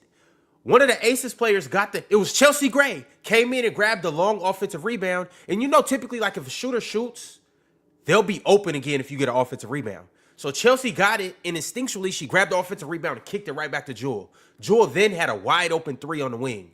And I just turned my head like, yo, she should have made the first one. But this one, y'all can just go ahead and get back on defense. This is for sure going in. And lo and behold, nothing but net. Yeah, and y'all remember what? In game 3, she started the game in the first quarter 4 for 4 from 3. All right. Shout out Jewel. And I mean, chill. Another thing, too, if Chelsea Gray can come back and still perform even close to this level, and if Jewel Lloyd doesn't start slow, if she picks up where she left off, we could low-key gift wrap that championship. Low-key just gift wrap it and give it back to him. Do you think Aaliyah Nye will be ready to play next year? I think she was ready to play this year. Just as the shooter that she is. Mm-hmm. But, I mean, I just don't know, though, because she didn't play this year. She didn't play in the finals. So it's like, if she didn't play this year, what leads me to believe that she'll play next year? Mm-hmm. Unless they make some changes to that roster. Fair enough. But, y'all, I got a $20 super chat from 43 Productions. 43 said, what are y'all opinions on 23 being retired universally after LeBron's retirement in his and MJ's honor? Both did so much for the game, and most have one of them as their GOAT. Players wearing that number currently can be grandfathered in. I thought that was I did think that was the case, that they were going to hang the 23 up in honor of Jordan, like they did Bill Russell. I did hear that, so I don't hate it. Maybe when they die. Are they doing that for sure? Because Bill's, I thought, the only one. And so Kristaps is grandfathered, and who else is number 6? Jalen Williams. Williams. I just I don't care for that, but I don't care if it happens or not. But I wouldn't do it if it was up to me. Yeah, I feel like Bill What Russell number is is like y'all wearing right now? Is he wearing 23 or 26? Who, James? James. 23. He's wearing 23 right now? Mhm. Okay. I do that same thing sometimes. I'll legit forget what number he is. Yeah, it's a lot of people I do that with. He wore he wore 6 in Los Angeles too, didn't he? Mm-hmm. Yeah, Before AD got there, right? Yeah. Mm-hmm. And then he then AD went the 3. But what happened, Mars? When he posted, they tried to switch, but then it was the Nike thing had, when AD first got there, it was like the Nike issued with the jersey had already been ordered. Yeah, it was something. And so he was supposed to give AD 23 at the time because AD was 23 at the Pelicans. Right. Yeah, I think so. Yeah. And then so AD took 3. I couldn't tell you. I don't remember the exact time. But it's something like that. Yeah, I don't know. I mean, as far as the super chat goes, though, like obviously I wouldn't mind it. Like I wouldn't be like, oh hell no, let anybody wear 23. But at the same time, it's not something I campaign for. You know what I mean? Like I don't think it's that big a deal. 23, Jordan, Bron, like they're more than worthy of it. You know what I mean? But they need to hang that shit up. Yeah, and they shouldn't even let nobody wear 32. All right, that's how much those two numbers in conjunction need to never be touched in another NBA arena ever again. You say you can't wear 32 because of Magic? No, because the 23 together, just can't put them together no more. But then when you put Magic and Shaq in there, yeah, go ahead and hang up 23 and 32. Like that. That's how much they did for the game. If you have NBA if Bill Russell's number can get hung up, just to both of them need to get hung the up. stink. What was that, Swiper? Everybody should be able to wear 32, so you can just push the other 32 like as far back as possible, so no one ever remembers. Oh, him too, though. Him too. It's great basketball. 32 is a golden number as well. Just an amazing basketball player. All right, fellas. Let's go ahead and move on into the next segment. And that's a lunch break for everybody. I know you guys are hungry, so it's time to eat. And it's no better place to eat than with Factor Meals. Now, guys, I know you have a busy fall schedule because I know you guys are all professional working individuals who lead a busy lifestyle. And sometimes you've only got a couple minutes to get those good meals in. But that's where Factor comes in, especially for me. It helps me eat smarter with tasty chef-prepared meals that are dietitian approved. And the best part about everything, they are delivered right to my front door. And now they have over 65 weekly menus or weekly meals made for how I want to live and what I like to eat. I have even more time to do, well, the real manly things that I like to do throughout the day. So you guys should get out the kitchen and get into your actual life and doing the things that you want to do or need to do. And Factor Meals is the perfect place to do that. They have more variety and more meals. You can choose from a wider selection of weekly menu options. They can support your wellness goals, regardless of whether that's gluten-free or whether that's vegetarian, whatever the case may be, they have it for you. And they have global flavors that you can savor. So if you're looking for more choices and better nutrition, then come to Factor Meals because 97% of customers say that Factor has helped them live a healthier life, and I'm one of those people. So don't be stubborn. Go to factormeals.com/playerschoice50 for 50% off of your first meal. All right, y'all. We will catch you guys in the winner's circle with Factor Meals. In the meantime, fellas, let's go ahead and dive back into this division. We talked faintly about the Sixers, but I want to know you guys' expectations on the Sixers as of right now. Or is it just too gloomy? Just get through the season. Is it too tricky with I the can't Sixers? put no expectations on the Sixers. Just get through the season. Whatever happens, happens. It's impossible for me to project. They'll be how good they're going to be. They'll be a top 5 league pass team, no Mars. Got all the young talent. Top 5? I don't know. VJ, Jared, Quentin, and Maxey. Well, Portland's high on my league pass teams. Charlotte's high on my league pass teams. How do I feel about Brooklyn? I don't know. Maybe top 5, maybe. Sarf has looked good, dude, by the way. Sharp FC, we standing up. We represented. I still think Phoenix is a good league pass team too. Yeah, I don't know about top 5, but yeah, Philly, I can't tell you what to expect from them. I don't think Philly could tell you what to expect from them.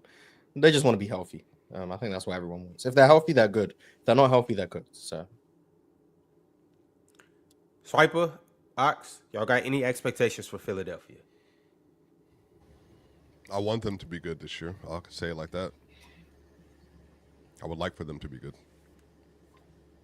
I've been off of Philly for about 6 years now, and I haven't had any hope in them at all. Last year after they signed Paul George and all of that, I was even lower on them. But this is a team it's really just it's really just a health thing. You know what I'm saying? It's really a health thing. So if they're healthy, they could do it. Chill, anything? What did I miss? I'm sorry. I just got back in and had to for the commercial break. I apologize. We pretty much detailed everything about Philadelphia, but I'm asking you guys, do you have any expectations or predictions? If you don't, it's fair because Philadelphia is literally the biggest question mark in the NBA. They are the biggest question mark, especially in the Atlantic Division. They could be the best team in the Atlantic Division, but they could also be at the bottom of the Atlantic too. They could very well be like that because I think injuries could decimate them. You guys know how I feel about this kid Escom. I think he's the next iteration of the two guard athletically, like Donovan Mitchell, Anthony Edwards. I think he's next in line to be that iteration of two guard. I think he's their starting two guard on opening night. Tyrese Maxey, from a health standpoint, I think if he could stay healthy, he's one of the better league guards in the game. But that's the biggest problem with this Philly team. Their problem is their health. And if you're not healthy, especially with all the talent that they have, none of that stuff matters. None of it matters. So if you're talking about a kid in McCain who was looking like he's going to be the rookie of the year, but he broke down. Joel Embiid, who I think is good enough to take his team to the NBA championship, but he broke down. Paul George, he's not even close to playing yet. So this Eastern Conference, which Ox has already alluded to, is wide open. Not because it's whack, but because the talent is just so spread out and there are so many good teams, you can find yourself early in a hole. And I think this Philadelphia team, I think that they're going to find themselves in a hole early. I really don't have a lot of faith in them off the strength that their best player is dealing with the injuries that he's dealt with. So I'm good on Philly. Bro, how you sleeping on? I think you said you sleeping on Toronto. I got drool running down my mouth and my foot is off the bed when it comes to Philly. I'm snoring on them. Y'all, so I want to ask you one last question on Philly before we move to the New York Knicks. What's more of a reality, or what do you think's more attainable for Philly? The number 1 pick in the draft or an NBA championship? Number 1 pick. Yeah. I think that's more likely, Ron, considering what we've seen from them. Joel Embiid breaking down. They could go, especially considering what this draft is supposed to be this year. I mean, Mars, you're one of these guys that follows the draft. I don't follow the draft as much as you guys do, but this is supposed to be a good draft. So if Philly is under 500 come the All-Star break, don't think for 1 second they wouldn't pull a plug on these guys and put themselves in a position where they could get a top 5 pick again and basically build this unit around Maxey and VJ Aston. Because I think they got their backcourt of the future. So I wouldn't be surprised, Ron, if they were under 500. Same thing like the Celtics. If they were under 500 by the time we got to the All-Star break, like, nah, we done. So process 2.0. All right. I mean, even the young fellas are, getting hurt. Like Jared McCain, he's having trouble staying healthy. So it's really a big. Like, I think Philly's biggest problem is health. I think we all can agree on that. I mean, that's pretty much their only problem, really. I mean, they got a couple of different issues, but their biggest issue, to your point, Ox, is them being stable. And if they ain't stable, then none of that other stuff matters. Because we can fix that. I feel like a lot of the other stuff, the offensive issues, because I think Nick Nurse is a good coach. I think the other stuff we could fix that. The fact that these guys aren't available when necessary, and to your point with the East being what it is, you can find yourself in a hole early that you can't dig yourself out of. All right, fellas, let's go ahead and move on to the New York Knicks. They obviously had a good season last year. They made a solid run in the playoffs, back-to-back seasons. This team is competitive and ready to break out into the East. Some people think that this is the best team in the East. I think we all can agree that they're a top two or three team in the East. Sure. But what are we seeing with this team? They've got a couple players. They got Yabusele. They got Jordan Clarkson. Mm-hmm. How do we feel about Brogdon? Can we address the elephant in the room? Malcolm, huh? Can we please address the elephant? I mean, as good as the Knicks are, right? And as much as this team has shored up a lot of their issues, when has the last time we've seen a team where your two best players are the biggest defensive liability on the floor? And they were they won? Yes. Is that okay? When was the last time that happened? When your two best players are the biggest defensive liability on the floor and they won? Well, technically, Steph and KD. I was about to say the same thing. I just didn't want to say it. Technically, Steph was KD yeah, really? I was thinking of it like KD just wasn't a liability. But he was. That's what I'm thinking, Mars. But you could argue they were the two worst defenders, but then I would say Zaza was worse when he started. But if you went to the death lineup with Zaza Iguodala, packed up Kawhi, so yeah, if you went to the Iguodala lineup, then you can make the argument, but that's not. So Jokic and Jamal Murray? Yeah, I was thinking that, but then Porter was clearly worse than both of them in that run. That's the only.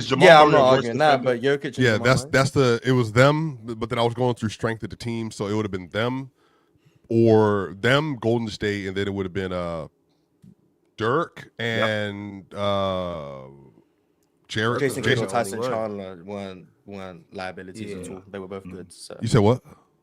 Tyson Chandler and Jason Kidd weren't liabilities, and they were definitely the second and third best players on that team. That's a fact. They were? Yes, that's a fact. Man, After you saying JJ Barea? Jason Terry wasn't a liability. Are you saying JJ Barea or Jason Terry? Is that who you were going to say it was? Well, I was thinking Jason Terry could he have some really big if it's Jason Terry, then it'll be Dirk and Jason Terry. They were also too. Yeah. But back to your point, Mars, when you bring up the Denver Nuggets, okay, so with that being an exception, an extreme exception. Why? Because Joker is such a phenomenal offensive player. I think there's a significant gap between both him and Cat.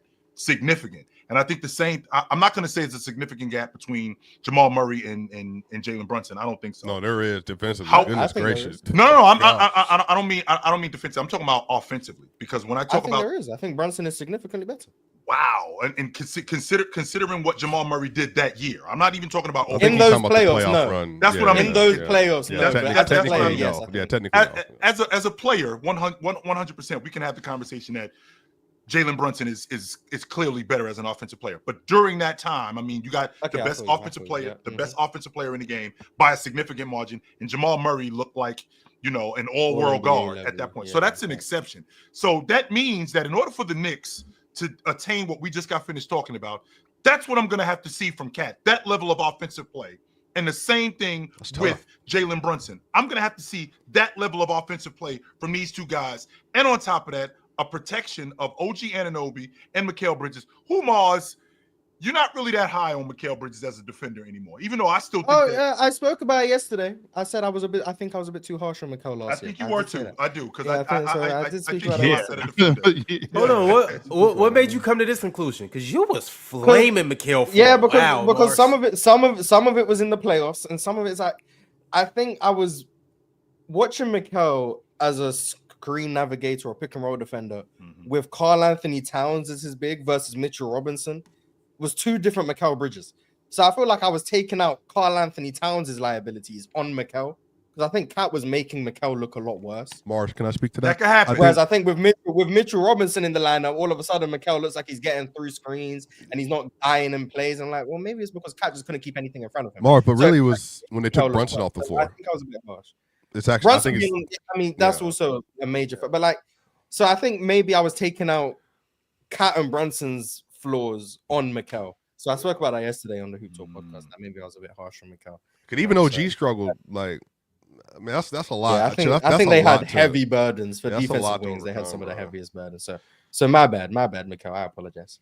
All right. So now we have a rotation, right? Now we have a rotation that Mike Brown can actually work with. Y'all be silly with Mike Brown. Ooh, that's gonna be nice. These guys are actually arguing about MJ and Bronner's fathers, by the way, in the chat.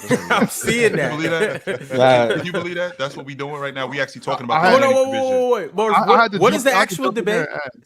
What's the actual debate? I don't know how it started, but I don't know how it started, but it's between Agent 003 and someone. I can't remember who it was. They're genuinely arguing who's a better father between MJ and LeBron. What is that? Yeah, and now multiple people have jumped into the conversation. Wait, Mars, to be fair, who's the better basketball father? Because one of their kids went to Central Florida. Was it Central Florida and Illinois? And then one went to Arizona and USC for Ron. So, and then the daughter, she might be better than all of them. Yeah, volleyball. Yeah, what did she go to BYU? Texas. What did she go to Texas for volleyball? Texas volleyball, yeah. So you have Texas, USC, and Arizona, Ox? They saying she about to. I know the good debate going to for. Oh my, this the thing. This is the thing. Yeah, it's crazy. It's crazy. I actually had to jump in there for a second and ask, like, is this what's happening right now? Yeah, I had to do the same thing. I was like, there's no way this is what I'm reading right now. But anyways, I mean, that's a crazy. I think we can all agree that Bryce and Bronny are a little better than Marcus and what's the other one's name? Jeffrey, yeah, Marcus. Mm-hmm. But then again, I mean, Marcus wasn't that bad though. He was actually good. He just wasn't NBA good. Yeah, he played. He was really and good. To the people who are voting on that poll, I'm concerned. Who put the poll together? Ron. You know who did it. I'm concerned Ron, if you're voting on that poll. Swipe. You're supposed to let him keep talking. Yeah. Cheerio ran the poll. It's who would you rather be your damn daddy? Are y'all really Michael Jordan, LeBron James, or Magic Johnson? So you guys go in there and vote on that. No, now y'all just being nasty. We throwing Dwayne Wade on the poll too. We throwing Dwayne Wade. Hell. Oh, y'all are crazy. That's not even funny, man. They love their children as they should. Am I ridiculous to think that what you would want LeBron? No, am I ridiculous to think that Jordan Clarkson could win 6th Man of the Year again this year? Am I ridiculous to think that? So what? I keep forgetting that he's open. I wouldn't bet on it. Considering how much he's gonna play. Well, but if you play a lot, Mars. Yes. He'll get sick, but is he going? You think he's gonna be plus 28 minutes? I think he's gonna be heavy in their rotation. Yes, Mars, I do. He helps them so much. And I agree. I spoke about that too, but I don't know if it's gonna be in like the minutes that would be required for. Yeah, because Deuce is for sure. But remember though, y'all remember, it is a whole new ball game when it comes to minutes in the New York Knicks. Yeah, Tom Thibodeau's not there. No. Like, I don't think Brunson plays as much. I don't think Mikal plays as much. I don't think OG plays as much. I think he actually tries to get him through the season. And Jordan Clarkson helps with that. He can substitute in for anybody in the starting lineup. They can move Cat to the 5, or they can take Cat out, and then obviously he could play in place of Mikal, OG, Brunson. He can come and run point guard if need be. Like he literally takes minutes off of everybody. And him coming in the game, like he's very much in the Jamal Crawford, Lou Williams realm where I'm buckets. That's what I'm coming in the game for. I'm coming in the game strictly for buckets. We know what Miles is coming in the game to do, right? We know what Shamet is coming in the game to do. You got knock down open shots. Miles is coming in the game to bring energy, right? We still have rotation guys in terms of bigs that, like you said, Yabusele, he's a rotation guy. He's an energy guy. When I think about the Knicks in terms of just a guy that's coming off the bench to be a straight bucket getter, that's what I'm thinking about. I'm thinking about Jordan Clarkson. I don't think that they're very big. I don't think that they that big after their first 5. But they got guys on the roster like Alex Len, who, I mean, I don't know how much Alex Len's going to really play. I know how you feel about Alex Len, Ox. Yes, but I don't know how much Alex Len is really going to play. But I think that I don't think he's really going to play. I do worry about the Knicks' size coming off the bench. But as far as their front court with Cat and Mitchell Robinson, I think they're going to be good. I do. I think that they're going to be really good. My biggest issue with this team is that your 2 best players are defensive liabilities that bad, which means that their offense is going to be it's going to have to be elevated to a point where it's all-time great in order for them to win it. And I don't think that they can be that good. I think you're asking a lot.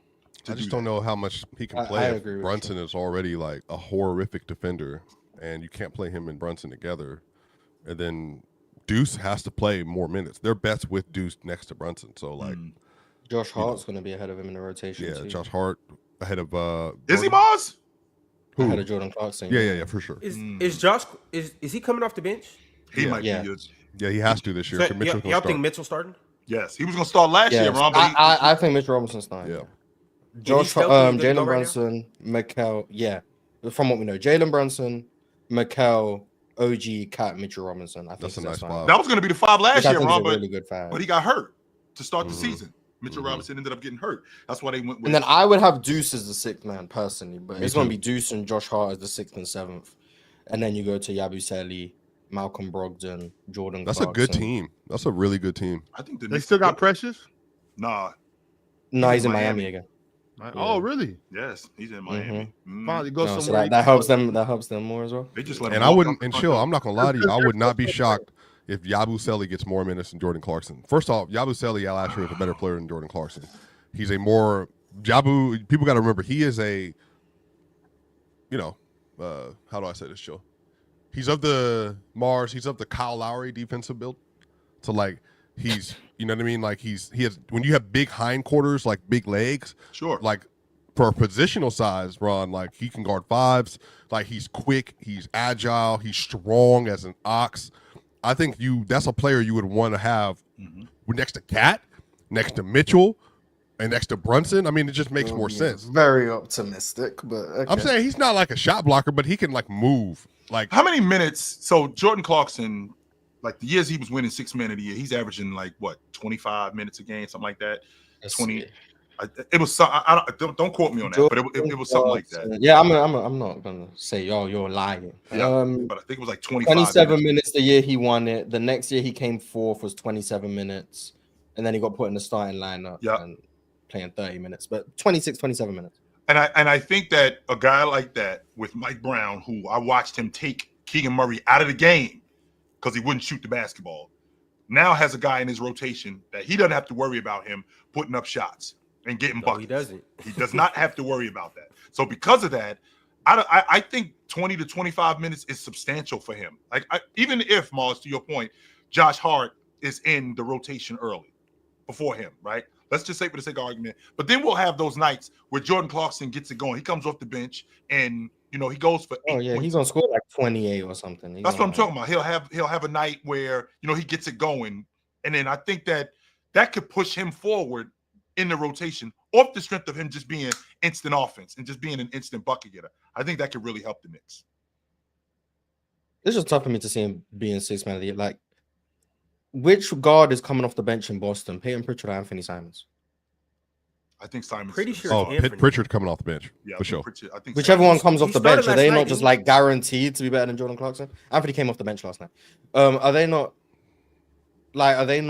very clearly going to be more likely to win 6th man of the year than Simons is definitely going to be more of a bucket getter. Jaden Ivey in Detroit. Peyton is, to be clear, better than Jordan Clarkson at this point, too. I think he's starting. But then if Jaden Ivey's starting, then Karis LeVert off the bench, is he not just better than Jordan Clarkson? Is coming off the bench. I think there's just better options for 6th man of the year as opposed to Jordan Clarkson. Now that I think about it, Mars, sure. I think they're better players, but that doesn't necessarily like 6th man of the year isn't predicated on who's better. Like I think Jordan Karis LeVert could come off the bench averaging 16 and 5. Like he could. Jordan Clark can average a good 14 though, and they finish as the number 1 seed, and that might help him. I'm saying that to say I honestly don't know. I just know I do believe that Jordan Clarkson's going to get busy. That's all I know. I do too, Ron. I do.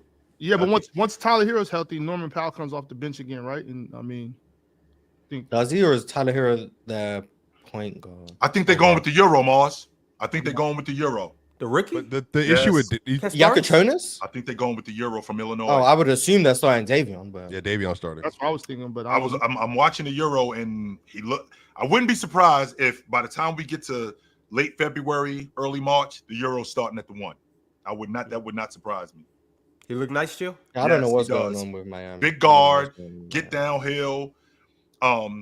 He's what, and I'm not going to jump off the cliff here, but he is what the kid in Oklahoma. Yes, he is what the kid in Oklahoma City would be for them. If the kid from Oklahoma City, I'm blowing my mind how Pat Riley didn't pick up the telephone, call up Oklahoma City and ask for the kid. You've been asking He's for this for what for they so doing. long. I thought we already handled this. You This hadn't even is perfect for this what is they crazy. doing. Pick up the telephone and ask for the kid. Hand him over, Mars. Give me the kid. You don't need him. Give me the kid, Mars. I thought we were past this, man. No, we're not. No, I'm not we're getting off not. this, Mars. Give me the kid. You don't Hey, need chill. him. Somebody go come get the kid this year. Give me the kid, Mars. You don't need him. Man, he ain't even playing. He's hurt right now. That's the point, because he's in Oklahoma City. Get him out of Oklahoma Yeah, City. he hurt because he in Oklahoma City. Yes, Swapper. get him out of Oklahoma Yeah. City. Get him in Miami. Yeah. Get him some of that good weather. Get him out of Oklahoma City. Give me the kid. Give me the kid, Mars. So All right, fellas. Well, the Knicks obviously have a bomb squad. Well, not a bomb squad, but they have a very, very good team. Very good team. I want you guys to tell me, what are your expectations for the Knicks? They have legit championship hopes. Making They're in a championship short. or winning. They're on a short list of teams that I can see making the finals in the Sure, East. sure. Winning it is going to take a lot of good fortune, depending on who comes out of the West matchups. But they have a real shot. To me, they're the second best team in the East. That's where I have them. So Mars, you can legit see them winning a championship, the New York Knicks. I mean, if you're in the finals, I could see it happening, but I can see them making the finals and losing. But them winning would take a lot of luck. But I can see them making the finals. I'll say that. But they're on a short list of teams in the East that I can see making the finals. I can only see really like 2.5 teams. Ron, we And just half saw is this like Indiana a lot team of them. take arguably the best team that the NBA has seen in years to 7 games and almost beat them. So the idea that when we get to the championship, if you could stay healthy and you could play a brand of basketball that can keep you in games and you got guys to close games, there's no reason for me to think that they couldn't win it. Why not? So chill. You just said 3 things. You just said play a brand of basketball, stay healthy, guys that can close games. Sure. They got guys that can close games. They have Right. one of the best closers. They have Yes, Cat. They absolutely. have Cat. I think Jordan Clarkson helps them with that. Health, Mitchell Robinson. OG Anunoby too. Don't leave him out. He can get banged up too. He's been in and out of the lineup. That can screw them up. So Health is a health question. is Health is a question. Health is definitely which a question. it's a question for everybody as well. But they have guys that have a reoccurring history. And then the first one, and this is the most important thing, because you brought up the Indiana Pacers. Keep in mind the Indiana Pacers did beat the Knicks last year with their 100%. brand of basketball, just a better brand of basketball. Yep. Do the Knicks play a better brand of basketball this year Well, with Mike Brown? I think that because Mars, you just brought up them being able to get to the championship on a short list. Well, now we got a different philosophy offensively. And now I think there's going to be an adjustment period because Brunson is so used to playing with the basketball. Not only is he used to playing with the ball, we got a deeper rotation, which means he's not going to play as much. That means rhythm can be altered with this crew. Add that to the fact that a guy like Cat, who I think Mike Brown really likes him in that pick and roll, that pick and dive, and I think he's going to use him very much in their transition. Not only that, when Cat gets missed, when he's diving to the rim, when he gets missed, when he's wide open, is he going to keep playing? Because I feel like this offense, this is a rhythm thing, and it's going to get changed. So is the ball going to move more? Not only is the ball going to move more, who are we looking for more? How many shots are both OG Anunoby and Mikal Bridges going to get? I think that the transition in the offensive philosophy can be an issue for this Knicks team. And I'm not sure how quickly they can adjust to it.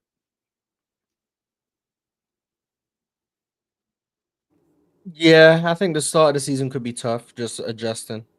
I think it's possible with Cat having more of influence on the offense as like a hub and stuff. Might be some turnover issues, but as the season progresses, this is going to team that's going to be really good on the glass, and I do think the turnovers are going to be strength for them because Jalen Brunson barely turns the ball over, and he has the ball in his hands a lot typically.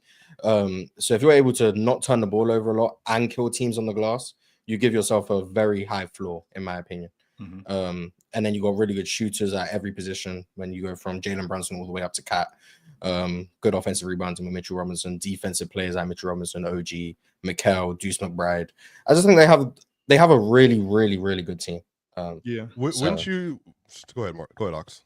Okay, I was gonna say I think the Knicks are one of the three teams that can make it to the finals at the East. Obviously, I think it's them, Cleveland, and Orlando. But I think the Knicks are the only team in the East that can win the finals. They just have they have the shot making and like the kind of players that you think would be able to take them over the top of like in a crucial game. What's your issue with Cleveland, Ox? If you think they could beat the Knicks, why can't they win the NBA championship?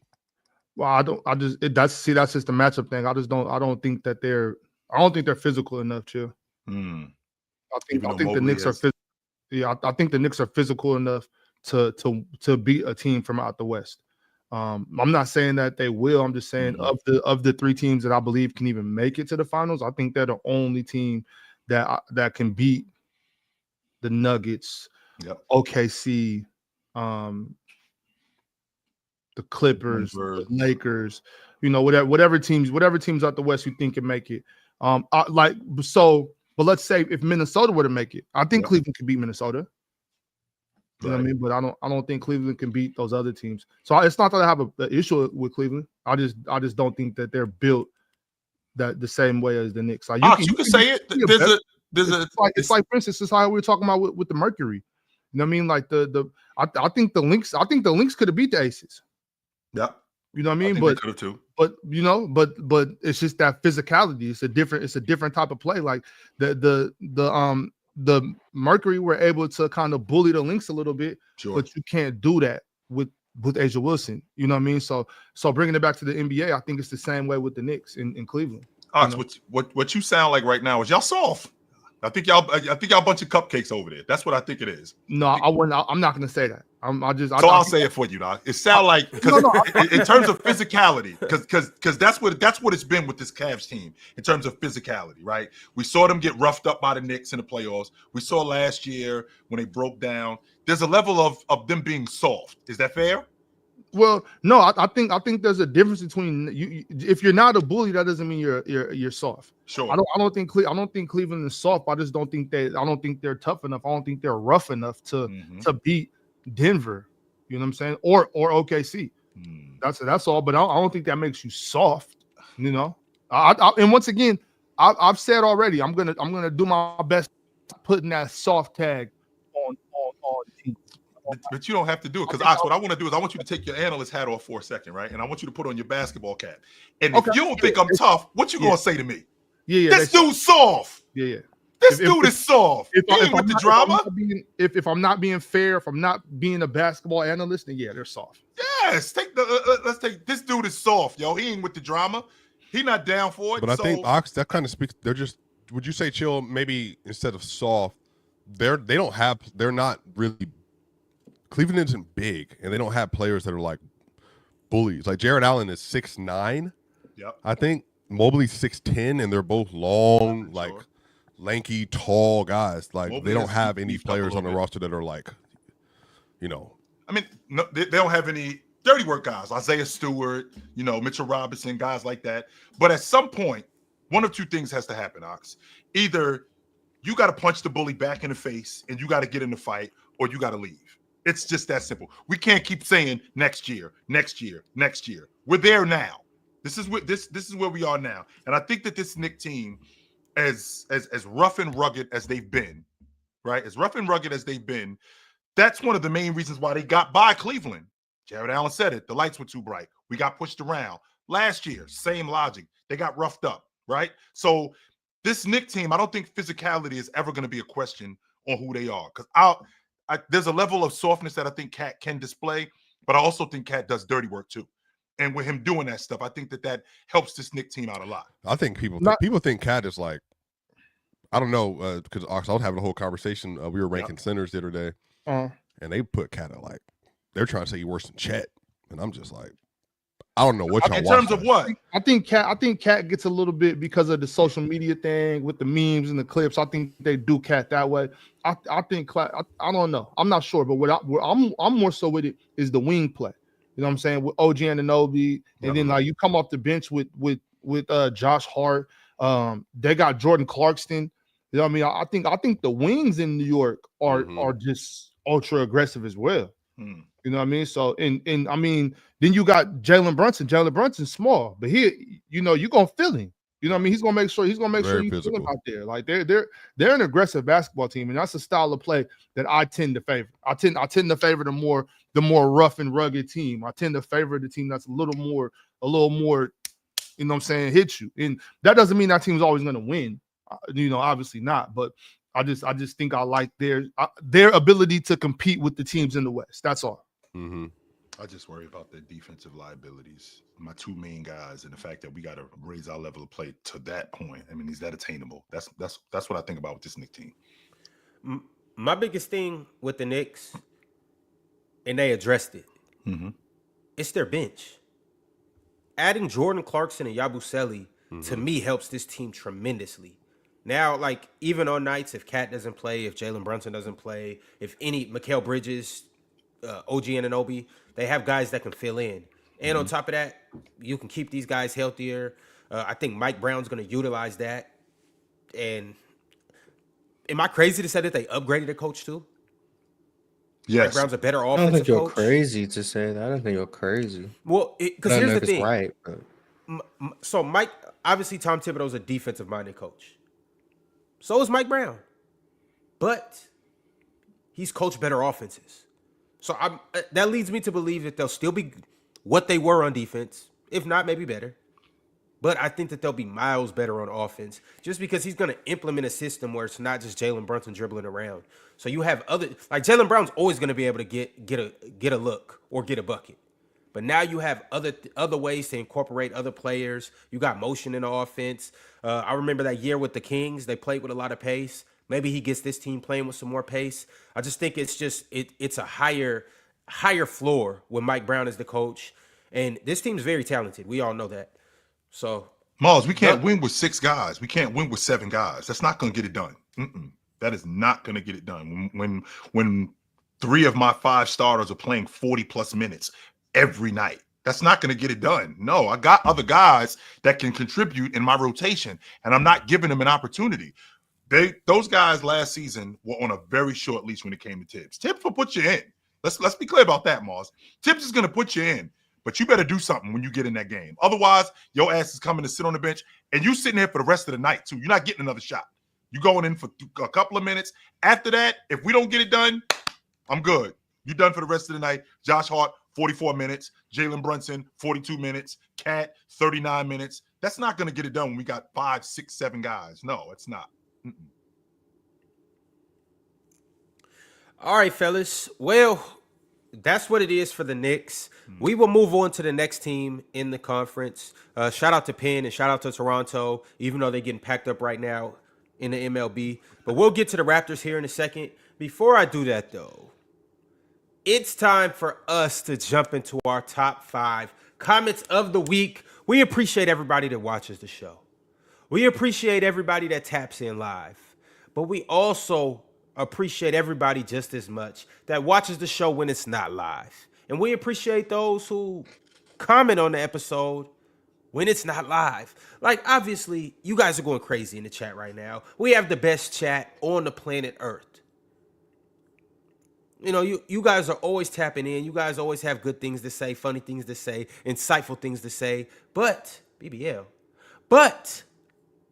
it's the people that leave comments after the show that make our platform so special. So let's go ahead and dive into these. This is what the people had to say in the top 5 comments of the week. This is who was selected. The first one is from Grade A Musa. Grade A Musa, episode 666, said the Lakers can be the Dallas Cowboys of the league. No, they can't because they won. Is that a compliment? No, it's not. No, not at all. Okay. It's the furthest thing from a compliment. Not at all. What the Dallas Cowboys are, Miles, if you can imagine, in La Liga, who's a team in La Liga that used to win? That was awesome. Oh God. It's almost similar to the Knicks, actually. That used to win. I can understand the analogy. I don't. Yes. Okay. So there's a team that used to win and they won like 25, 30 years ago. But we still talk about them today like they still was doing what they was doing 30 years ago. Every time you turn on the TV, they're on. Every time you turn on the TV, their owner is got the camera in his face. Only except when it's time to deliver, they don't. They always fall short when it's necessary. It's kind of like what the Celtics were for a while before they just won. Mm-hmm. Fair. But the Celtics did win in 2008. They did do that. The Yeah, Cowboys, but I'm saying from 86 to 08. I'm saying yes, that period. those 22 years. I mean, like I said, Moss, the Cowboys haven't been in the bowl game. Forget winning the bowl They haven't game. been to an NFC championship. They haven't been in the NFC championship since my senior year of college. Yes. Oh, so Manchester United. Okay. Yes. They haven't been in the NFC championship game since Or my Arsenal. senior year of college. And And this is with multiple 13-win seasons, 12-win seasons, like finishing first in the division. Nothing. Just and then Nothing. don't let them run into 49ers either. You want to talk about a wash? All right. Goodbye. Yeah. Damn. Musa said he was comparing them from a defensive perspective, so not the. Oh, so they can't stop the run. So what's the equivalent of not stopping the run in NBA chill? Can't stop at Transition the rim, defense? bad rim defense. Yes. Oh. Yeah. We just running y'all out the building. That's what's going on. We get whatever we want. Every time you turn around, they laying the ball up in transition. Is anybody going to stop anybody? Half court too, though. That's what that is. Mm-hmm. Oh, just can't stay in front of people. Just in No. case, it's a layup line. It's just a Get these straight dudes layup off the line. floor, Ron. They killing us. Can nobody stop nobody? Nobody. I think So their do you- defense will be a little bit better than people realize start the year off because LeBron ain't going to be there. And, LeBron's not going to be there. I think that matters. I think he legitimately can't play defense in the regular season anymore. So, like, they can Yeah, make but like sure- still defensive communication and stuff. That's still helpful. Come on, man. Come on, Mars. Come on, Okay, shout my out. fault. I could It's see the interesting. Lakers being solid on defense, but I also could see them being trash. I could see that being true, where it's just a layup line. Yo, what's y'all problems in the chat about my 49ers? We've been to the bowl game 3 times in the You last ain't 5 won. years. You haven't won nothing since. Oh, Well, and we've 3, been right? there, though. 0-3. 0-3. Here's the difference. Oh We've wait, actually so wait, been chill. there though. To use one of your metaphors, you invited her over to the house. She came over multiple times. You just didn't finish the job. So I did like, not close the deal. I'll tell you, bro. I Like, did not close the deal. And she came over not once. I'm She didn't sorry. come Hey, over I'm sorry. twice. I'm sorry. She I'm came sorry. over more than one That's time. a chill and I did- phrase, by the way. and I did People, not people close gonna the text deal. me like, That "What is- you? It's all good. What do Chill. you mean Hey, by that?" That is fair. And I had and I had her in the house multiple times, and I did not close the deal. That's fair. Yeah, Yes, I could chill. get with that. You got a couple pecks, but Hey, chill. Every Actually, time, no. Take it a step further than that. Like we got the third base.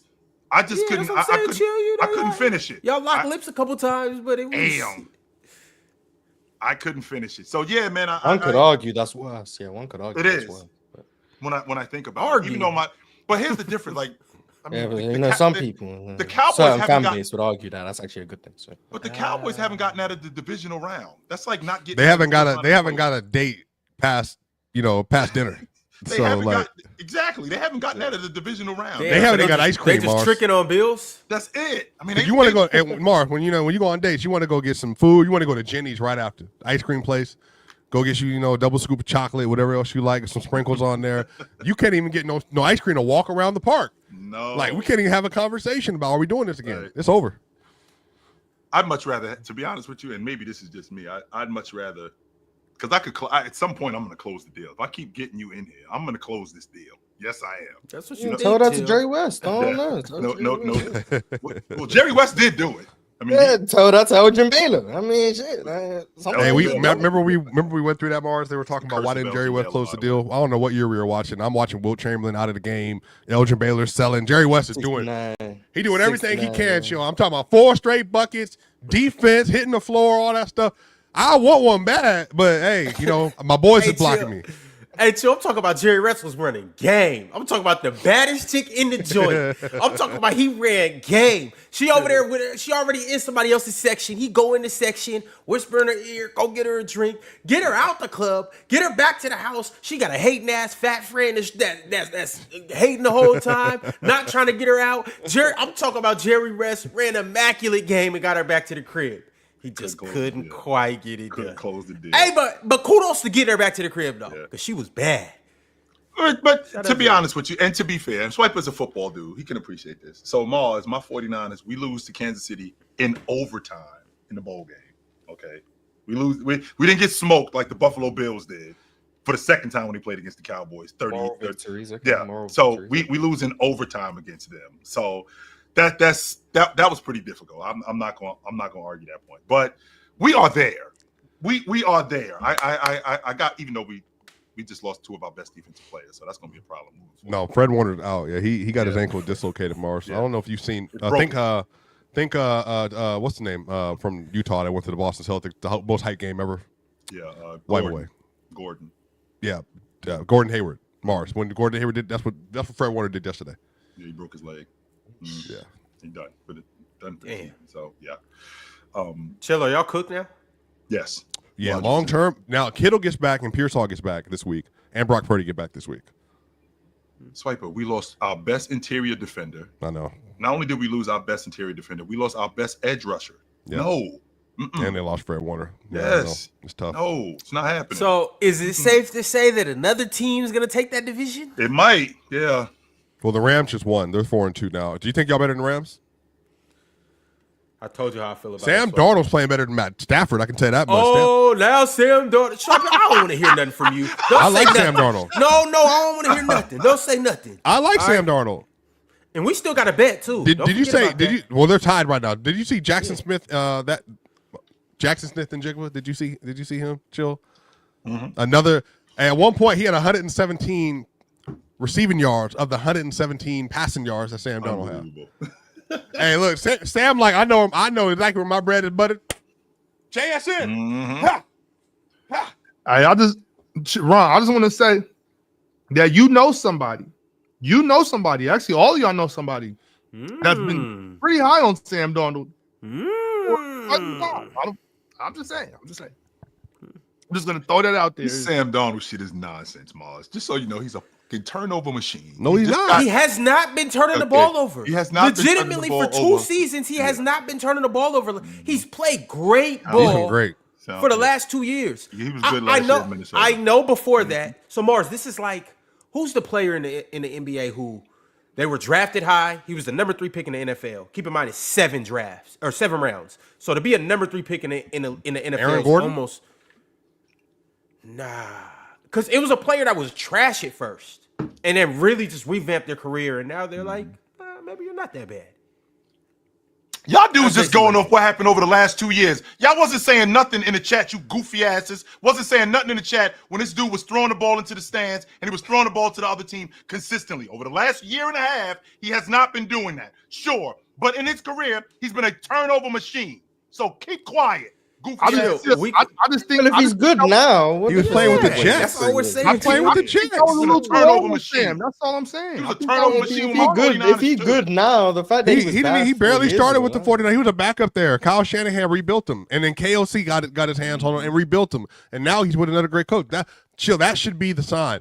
All you got to do is have a great host. A great host can make any panelist look good. That's why we're sending Ron to host school, to develop his skills, so that way he can do his better job. Hey, look, Ron, did you know that all the greatest hotels on the earth, they all have schools they send their people to at the highest level? Like, you don't get a chance just to, matter of fact, she'll Coming to America. What hotel were they at in Coming to America? Astoria. You have to go to school in order. Just fill out an application. Yeah, you can't just come up here. You got to go to class, and then we're gonna show you how to be a host here. Ron, we're gonna send you to YouTube. Yeah, they're gonna send you to the Astoria Host Academy. You're gonna be in there for 8 weeks. You're gonna come out fresh as a button, wearing a tie. Ron, you can fade that. Yeah, we gotta send Ross. We gotta send Ron to hospitality school. I'm like Sam Darnold. If you give me a top 5 receiver, I'm gonna be great. So basically, without the great one, it's hard for me to be a great host. And you guys are like, does he have a top 5 receiver right now?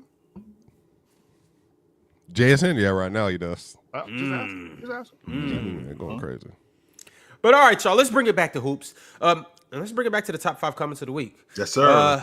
So the next comment of the week that we got, and salute to that great comment from Grade A Musa. He also just became a YouTube member. Shout out Grade A Musa. Y'all be like Grade A Musa. Leave your comments because you never know. You might get top 5 comment of the week if it's a good comment. The next one that we got is from Into S Ronnie. Into S Ronnie, episode 665, said, Pin, this episode I didn't hate your existence. Good on you. Improvement. All right. See, in hospitality school, you're gonna learn to not laugh at comments like that. So in hospitality school, I'm gonna learn to maintain composure at ease. I got it. Okay. You're gonna you know what you're gonna learn. You're gonna learn well-timed glaze at hospitality school. That's what they're gonna teach you. Just so you didn't go to hospitality school? I definitely went to a hospitality school, good sir. I know exactly how to glaze. Proportion to the performance, I know how to glaze. Absolutely. If I was just to grab the wheel and steer us onto the I-40 and we were to drive through Denver, Swiper, come on. The glaze you will put out for the second half of this episode would be insane. Denver who? Nuggets, Broncos, Avalanche? Which one? Any of them. The 40 don't go through Denver, Ron. I knew you were gonna say that, but you get what I'm saying. if I was to drive us through Denver, it would be insane to glaze the Swiper and kick out. But wait, first off, the chat, don't you wait? No, this is what I'm saying, Ron. I know you can cook, Ron. Actually, I know Ox can cook because Ox got responsibility. He handles things like a father. Yeah, Ox, you got to know how to glaze turkey correctly and ham at the every year in Thanksgiving and Christmas. You got a holiday ham and you got a turkey you got to make. Chill, you got to know how to glaze properly. Yes, you do. Well, I make duck for the holidays, so that's even harder to make. Yeah. So, Ron, yes, you need to know how to glaze proportionate to the kind of meat you're serving. It's just true. Holy shit. So, as a host, I'm going to move on to the next comment of the week, and that is from Fallback Hoops, episode 662, said, I think this will be the West standings in the regular season. Not ranking who's the best, just doing straight regular season record. At 1, not surprising, the Oklahoma City Thunder. At 2, we have the Denver Nuggets. At 3, Houston Rockets. 4, Minnesota Timberwolves. 5, Lakers. 6, Clippers. 7, Warriors. 8, Mavs. Fellas, how do we like this? Or do we not? I don't. I think Minnesota is going to be lower than Dallas. I don't think the Warriors are going to finish that high. Minnesota. I think Minnesota is going to be lower than Dallas. I think the Warriors. I think Dallas is going to finish higher. I think the Trailblazers are going to finish in the regular season. I think the Trailblazers and San Antonio are going to finish higher. The other 5, I could take Minnesota out of the 4 spot, put Dallas in that 4 spot, take the Warriors out that 7 spot, and move San Antonio and the Trailblazers into that space. You still have to take another team out. Chill. I think we have to be able to come to a consensus that there's no way you're watching the Clippers right now and saying they're going to be the 6th team in the Western Conference. Chill. Well, here's the thing, though, Swiper. Like, I don't think that's indicative to them in terms of who they are, because again, from 3 to 8 was only separated by 2 games. So it's not like you're the 3rd seed, or like you're the Oklahoma City and you're number 1 and Denver's number 2, and they were separated by 16 games. No, I mean, number 3 seed and the number 8 seed were only separated by 2 games. So I think that if the Clippers end up finishing, I don't know, 5th, and the Mavs finish 4th, I mean, they could finish. But the Mavs don't even behind them. But chill, Anthony Davis doesn't even look good so far with that starting lineup. And again, most of that's not because of Anthony, at all. It's just the situation with Lively, Flag, the spacing. Anthony's not a floor spacer. So, like, where are they generating all this offense from? Especially Kyrie's not going to be back until the earliest is like February or March. Sure. So then they're going to have to manufacture your offense with D'Lo, Clay, Najee, and then hope Cooper Flag is like 2017 Jason Tatum. Yeah. So I think the issue is, like, I just don't know where the offense is coming from them to be able to have like high enough level play. And I just, PJ's a good player, like Cooper Flag's a good player, but I just think what I'll suggest you do, as we get ready to embark on another journey, brother. Mm-hmm. If you could just watch the Clippers. And I want you to look at the roster. Bradley Beal didn't even play yesterday. Yep. And I want you to see Kawhi Leonard didn't play in the second half. They put Batum in, and they can put Chris Dunn in or DJJ. They still are going to have a very good team when Kawhi doesn't play. Sure. I think you should come around to the bend a little bit to see that they're they are probably going to be at minimum a top 4 seed this year. Well, I don't think it's ridiculous to think that they could finish anywhere between 3 and 5. I mean, is that ridiculous for me to think that, considering what the standings could be? I think that the Clippers could finish anywhere between 3 and 5. I don't think that's ridiculous for me to think that, considering what they have on their roster, how they upgraded at the specific spots. I just think that once are these guys going to hold up? Because again, very much like the Golden State Warriors, we're talking about a core that's old. And we're talking about the regular season. Like who will be better? Let me ask you this. Will the Clippers be better when Kawhi sits, or will the Mavericks be better when AD sits? I don't think that the Mavs will be better when AD sits, because I think they really need him. Because you just brought up a point about floor spacing. I look at floor spacing differently than you do. I don't think floor spacing is only relegated to the long ball line. I think that floor spacing is also in the mid-range too. I think floor spacing is also at the nail. I think floor spacing is at the free throw line. I think floor spacing could also be in the mid-post. I think you can create a lot of havoc when you are knocking down shots in that area, because I think you attract a lot of attention in that space. So I do think that with Anthony Davis not being effective, I think that will hurt them a lot. I think that with the Clippers, with what they ended up getting, sure, without Leonard on the floor, which they're used to playing without him anyway. So I think that because they're used to playing without him, that makes them more viable. Anthony Davis, he's such a big part of their offense and everything that they do, both offensively and defensively. Is he their best playmaker right now, Chill, without Kyrie? On the ball, no. Because I'm thinking like Derek Lively has to play next to the rim because he can't go anywhere else. So like, you know what I mean? Like then the paint is going to be not clogged in a bad way, but they're going to have AD and Lively in the paint. So like, who's generating the best looks for that team outside of Anthony Davis? D'Lo? Yes, D'Lo. I think Cooper Flag is going to have the ball in his hands a lot too, and I know that I'm relying a lot on the rookie. Excuse me. I know I'm relying a lot on a rookie, but I think Jason Kidd's going to use him in a lot of different spaces, and I think that's going to create a lot of mismatches. Him being as confident as he is as a shooter, I really like that, because a lot of times rookies come into the league, especially with vets like what's going on in Dallas. They're kind of hesitant to step up and be exactly what they are. Now, Cooper, on the other hand, he's got the ball. He's coming off pick and rolls. He's coming off screens, looking to shoot the basketball. He's coming off screens, looking to get to the rim. So I like that about him. Plus, I think that with Jason Kidd putting the ball in his hands, I think that gives them another ball handler that, takes away from what D'Lo is. Now D'Lo can be the spot-up shooter that he is also, because I think Cooper Flag can get downhill and do a lot of draw and kicks. So I like I do like what Dallas is doing.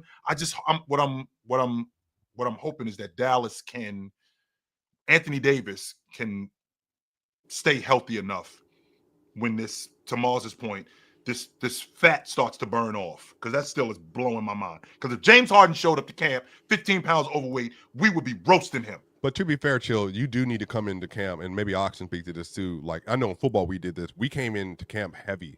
Sure. But in shape, but heavy, because, in camp you lose 8, 12 pounds, and then when you get to the regular season, like I would come into the season like 232, and I was What's your playing weight? What's your playing weight? I played at 222, 224. Right. But I came into camp a little bit heavier than that. So like some of this is AD. I think he'll just lose the weight as the year goes, because you just Which I can appreciate that, but when you a little bit heavier, okay, AD with the injury history that he has, and I think he looks good, to be honest with you. But with the injury history that he has, I don't want to chance it with him being a little bit heavier, because he can get hurt, and I don't want that. But also, Ox, if you come into camp at 230 and your playing weight is 220, well, how are you going to stay at 220? You're going to stay at 220 by eating the right way, by staying in shape, by taking care of your body, staying in the gym. I don't have to worry about coming into camp 10, 15 pounds overweight and then burning it off. No, I don't want to do that. That's what I'm eating right. That's why I'm eating right. That's why I'm in the gym lifting weights. That's why I'm making sure that I take care of my body, so I don't get out of shape. Yeah, I mean, worst come to worst. As a professional athlete, you should always be in shape. Now, there's a difference. Like maybe getting 5-10 pounds a little heavier during the off season, because you're gonna drop that. But being out of shape is there's no excuse for that. It's inexcusable to not be in shape as a professional athlete. 12 months out the year, 365 days of the year, you should be in shape as a professional athlete. Yeah, fellas, and worst come to worst, he can always just call Zion and get that plug, and he'll be right back in shape. But on to our next comment of the week. It is from Kendrick Jenkins 96. Episode 662. This is what Kendrick had to say. Why has no one asked Ron?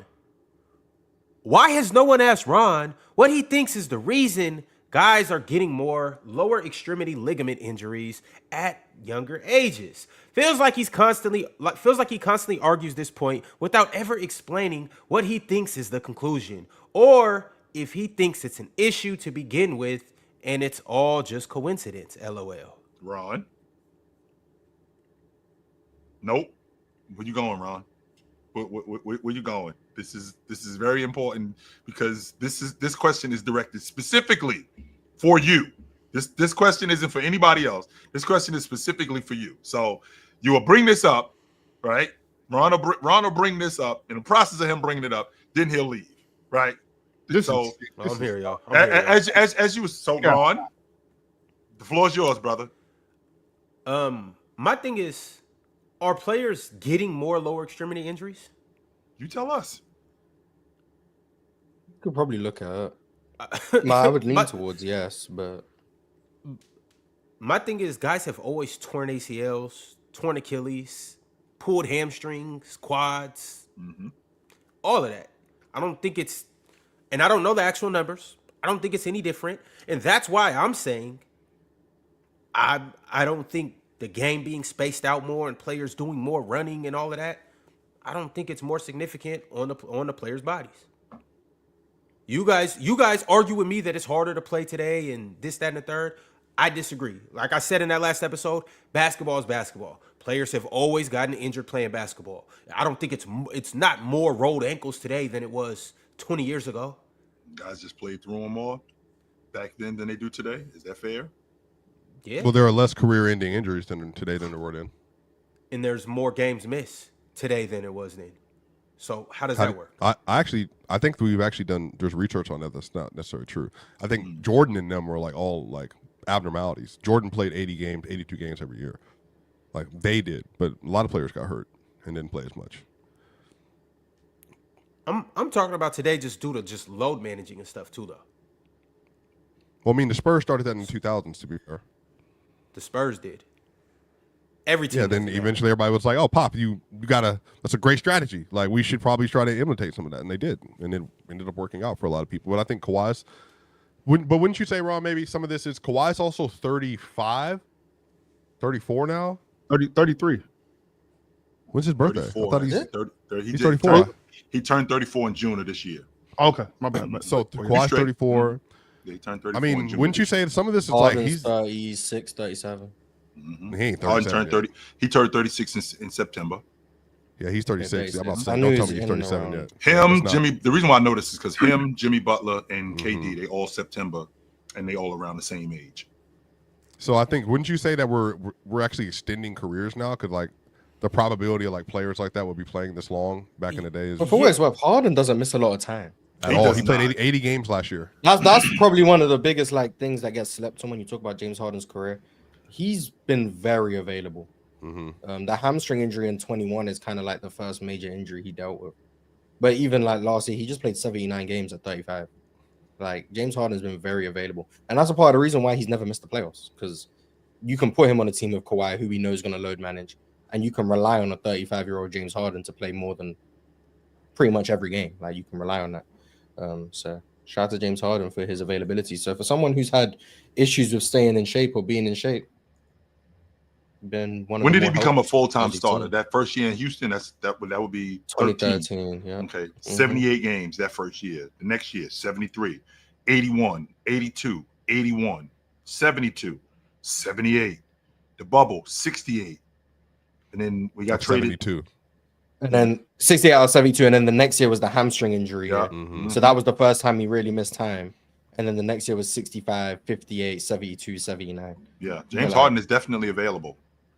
And with the exception of him and a few other guys, I do think nowadays, and we've talked about this before, I think nowadays, like players, coaching staffs, training staffs, management, ownership, I think they're more cautious with guys. Like I think we have seen a couple times Kevin Durant and even Tyrese Halliburton where we were all kind of like, I don't know if you should play. And then it went south, it went bad fast. But I think for the most part, they're being cautious. I think they're keeping guys from playing. And I think a lot of it has to do with just the amount of money that guys are making, you know, in the investment in these guys. So to a certain extent, load management isn't a bad thing to me. I think that's a part of having a complete basketball team.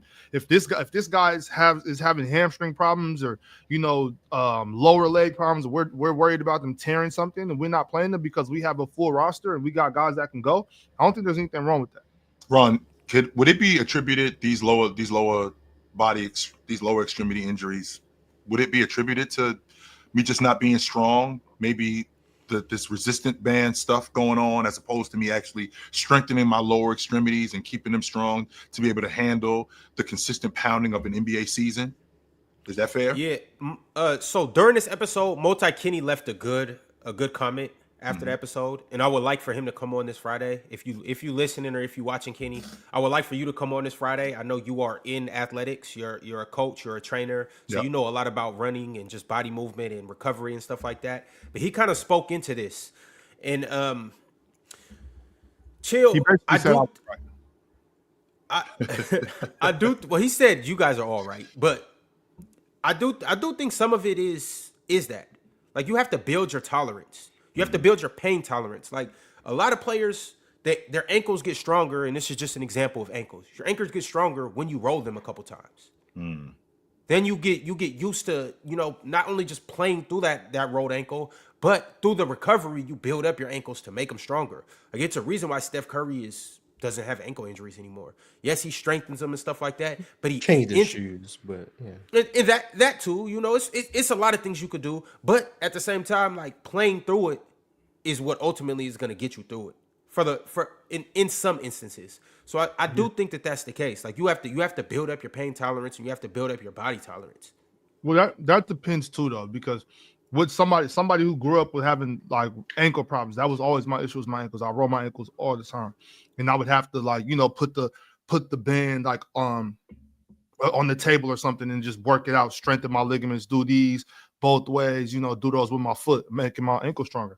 But the issue with that was I was playing through so many ankle injuries that I was constantly like running like this, and so I started having lower back problems. You know what I mean? I start having issues in my hips and my lower back. So it's like, it's cool. Sometimes you got to play through little knickknacks. If you're not injured, I'm always with it. If you're not injured, go ahead and play. But as to some, would you have changed that now? Especially, would you have changed that now, especially given how big you were at that time, at that age? There might be some instances where I might have sat down, but there was some games like playoffs and stuff like that where it's like, nah, I gotta run, I gotta rock. You know what I'm saying? And this was mostly like high school and then like first year of college and stuff where I was like having some really bad ankle issues and I was just playing through it. But I do think that at some point you have to sit down, you know, because like I think a lot of times we're not paying attention to the other damage that we're causing just by playing through stuff that we're like, oh man, I'm good, I could thug it out, you know, like, nah, sometimes you got to sit down, you know. And I'm also, you know, even though it may sound like I'm anti-load management, if I was coaching or if I was an owner, these players would be sitting down. Like they would be. So I'm not anti that. My only point is I'm not anti because I think that the game is just so much more difficult on your ligaments and in your body and stuff like that. That's not the reason why. The reason why is because I want you healthy playing during the playoff times. But once again, I'm staying consistent with, I believe that you could get hurt today the same way you could have got hurt in the 90s, same way you could have got hurt in the 80s, same way you could have got hurt in the 60s. I don't think injuries are just so much more easier to come across today with just the style of play. That's my biggest point on this. All right, god damn, somebody is beating that keyboard up. All right, the last comment of the week we got is from Kareem NYK 2001. Kareem said in episode 663, 1 OKC, 2 the Denver Nuggets, 3 the Los Angeles Clippers. There you go, Swiper. 4 the Minnesota Timberwolves, 5 the Golden State Warriors, 6 the Houston Rockets, 7 the Dallas Mavericks, 8 the Los Angeles Lakers. How do we feel about this? Lakers a playing team. I agree with this one more than the other one. Lakers a playing team again. I think there's a clear top 4 in the West, and maybe that's not played out in the regular season, but Houston instead of Minnesota. I think Minnesota's better than Houston at this point. Mm-hmm. Okay. Yeah. Okay. So I think those four, is that the four? Yeah, I think that's the best four in the Western Conference. Am I the only one up here that has Denver over? Okay. Like, are you talking in terms about, of regular season record, or in terms of who just thinks a better team? Okay, regular season record. I can see where y'all coming from because I heard what y'all was saying last week. As far as once Denver makes it, they might kind of tail off. So, well, okay, I'm okay with that. I got you. But if we're gonna address the elephant in the room, Mox, if they seen them in the playoffs, I'm picking Denver. I think Denver's is better. I think Denver's a better basketball team. I think they're better in the playoffs. I'm picking Denver. I think they're better than them. I think Denver's the best team in the NBA this year. Yeah. I said, I don't know how you feel about this, Martin. I do think they feel different, though. I think when you watch them right now in the preseason, they feel different. I don't know how much that can quantify, like in numbers. Is Deron Holmes playing? No, bro. He's 11th man right now. I don't know if y'all watched. So he wouldn't have helped last year. He was too young. He didn't. No, he wouldn't have. He wouldn't have been ready. But I'm watching that yesterday too, Swiper, and I can see how Najee plays himself out of the rotation. This is year 6 for Najee, by the way, bro. I can see how he plays himself out of the rotation. Like the stuff that he does. Like you see players make mistakes, Ox. It's a part of the game. Like, you know, a guy will throw a bad pass, a guy will take a bad shot. But Najee does things that just like throw a monkey wrench in what we're trying to do. Like he'll make a turnover that's a momentum changer. Where a team, like yesterday, I saw him turn the ball over, trying to get downhill, and they get an open floor dunk because of that, which is now a momentum changer. Like it's stuff like that that drives me crazy with this kid. I'm like, how are you processing the floor? Because it doesn't look like you're processing it at all. I don't get it. Yeah, some players don't get better. That's why I always say that. Like, yo, some players. I know y'all think, oh, you can watch film, that's gonna make you better. You can get in the gym, you can do this, you can do that. Some people just don't get better. Maybe they just are who they are. That's where I stand. That's how I feel about Christian Wood, who got slandered on the timeline. Whoa. SJ has been a long Mavericks fan. Christian Wood obviously had him span there, and then with the Houston and all that. Like Christian is just not a good defender at all. But to be fair, Mars, didn't you had a celebratory tweet about him? How he started his career and then ended up making a lot of money, I think. So he because he basically said that because I was shout out to Will. I like Will. Basically said that the reason Christian Wood's out of the league is because he failed himself. I'm just of the mission. Christian Wood is who he is. Like I feel like people see, and especially when you have like the I guess the noticeable talent, like you can create for yourself off the dribble, you can shoot the ball, and you have athletic gifts. Like people just see that and view it as like, if you're not good at the little things, you're failing, or so you should just be good at the little things. No, some people just aren't good at those things. Like Christian Woods wasn't made to be a typical role-playing center. That he didn't have the skill set to do those things. Him not developing that isn't because he just didn't want to. No, I just don't think he was good at those things. That's where I stand. Like some people view players in the lens of like, oh, if you just work on something for a summer, you're just gonna become good at it. Like that's not life. Yeah, that's not life in anything. There's things there's things that come naturally for people, and then there's things that don't come naturally for people. No matter how hard they work at it, they're not going to be good at it. Like that applies to like every human ever. So I just think anyone, like if they don't improve at something, I don't think it's because they're not trying. But with that being said, though, Mark, people try to work on their game. And I think that's a fair statement. But with that being said, is it ridiculous that guys do get better?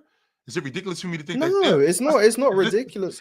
Everyone has a ceiling. Like everyone can improve. Everyone can improve at things. Yes, but the level in which they can improve it isn't the same for everyone. There's not just everyone starts as a blank canvas, and if they work just as hard as each other, they can all get to the same level. No, some people just are better at things, and like whether that's Christian Woods or Kyrie Irving or whoever you want to say, you don't just become good at something because you worked on it for a long time.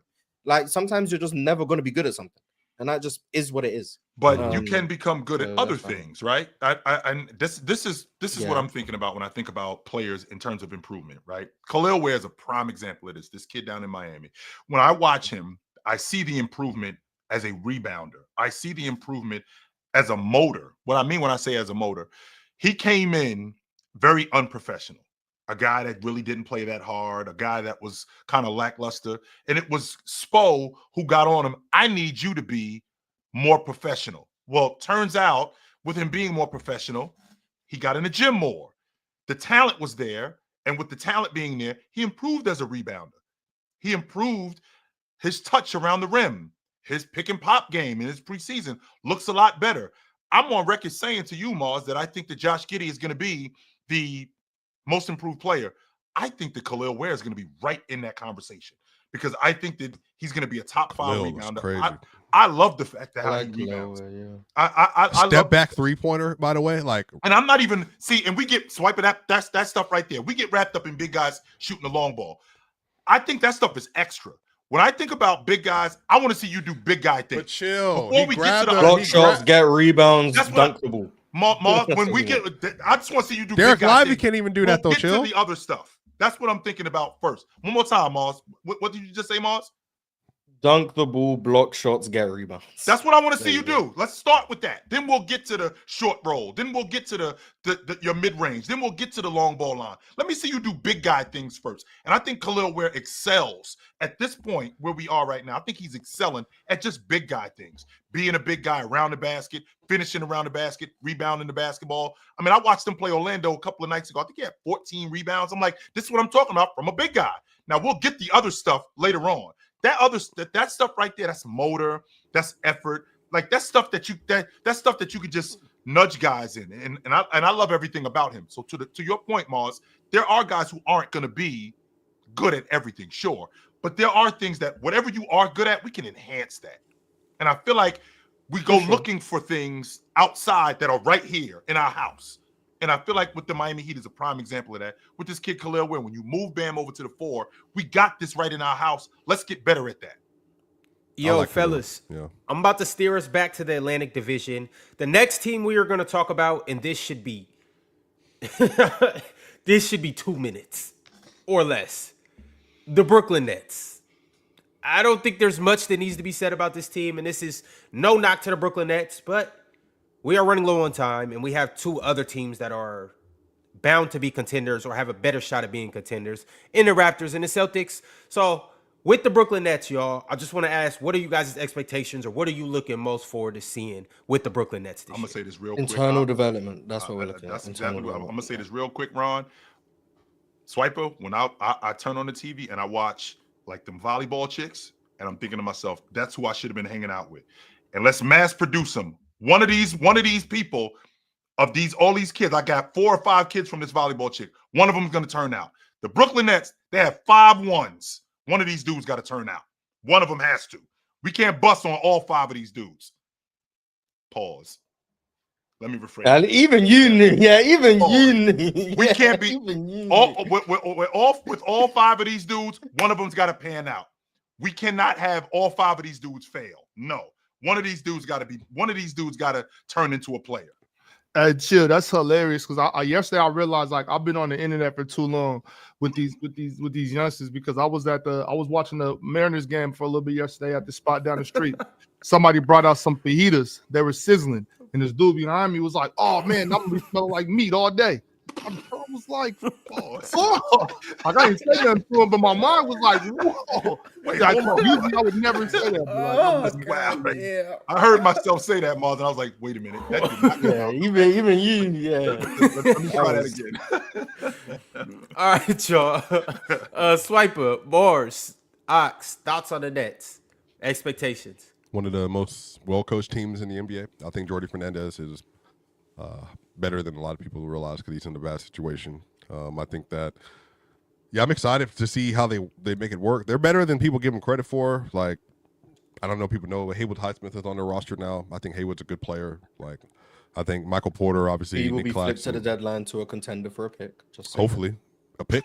I mean, they can get a pick out of Haywood Highsmith. Is that what you're saying? Yeah, that's what's going to happen. The contender's going to offer up a late first-round pick for Haywood Highsmith. Late first for Haywood? Yes. That's what's going to happen. You fight that, Swiper?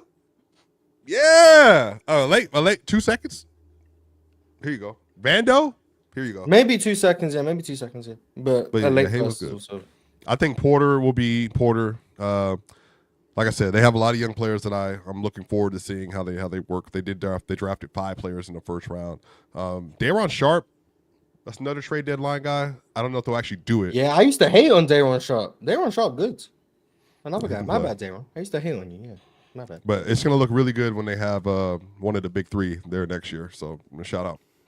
It should be. Yo, I'm gonna go ahead. Success for and them this. is winning the lottery. That's it. That's success. I'm gonna end this, and I'm gonna say I think this team, they won 26 games last year.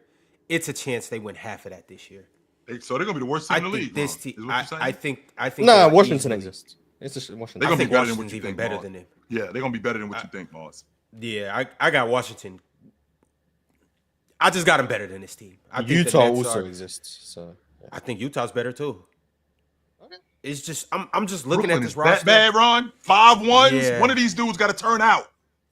Yeah, but not right away. Like it's internal development, winning the lottery. That's success for the Nets. We know they're not. There's no playoff aspirations. So if they get a good lottery pick, they get a top 3 pick, and their young guys improve, and they're able to flip some of their older guys to a contender. That's a successful season for the Nets. 14 or 15 seed is where I see them. No chance of winning more than 25 games. That's all. So Fair enough. And Penn, to your point, yes, Penn, you did talk to us about Jordy Fernandez years ago when we had him at the bottom of the league and we were ranking coaches. And that was because I had never seen him coach as a head coach. That's why he was at the bottom of the league. Not because he couldn't coach, but it's kind of like rookies coming into the draft. You don't put a rookie as a top 3 player as soon as I he had a shows coach up. of the year conversation last year, if you remember. Yeah. yeah, I mean, we all knew who Jordy Fernandez was. You know what I'm saying? Like we all seen what he did with us and the Kings and all that. But I just never seen him coach, head coach. And like you said, Chill, I can't put a guy that hasn't been a head coach before that high, no matter how I feel about him. But Yeah. shout out to you, Penn. Still don't. I mean, I'm still not going to rank him super high. Nope. All right, y'all. I will be looking forward to the Cam Thomas and Michael Porter Jr. empty stat show. That should be fun. But moving along, we haven't talked about the Celtics yet this episode, y'all. I think this is also one of the more interesting teams because they do have some good pieces and they have some bad pieces. And they lost some pieces and they won a championship 2 years ago. So you guys talk to me. How do you sincerely feel about this Celtics team? I think for the most part, we know what their roster looks like. It's some questions on what their rotation to be, but we know their pieces. Fellas, talk to me. So quick rewind. You can't keep bringing up that championship. That's old news. It is. But quick rewind, Ron. So it when was Cam 16 Thomas, months ago. so when Cam Thomas go on that 4 or 5 game heater run, you ain't buying none of it.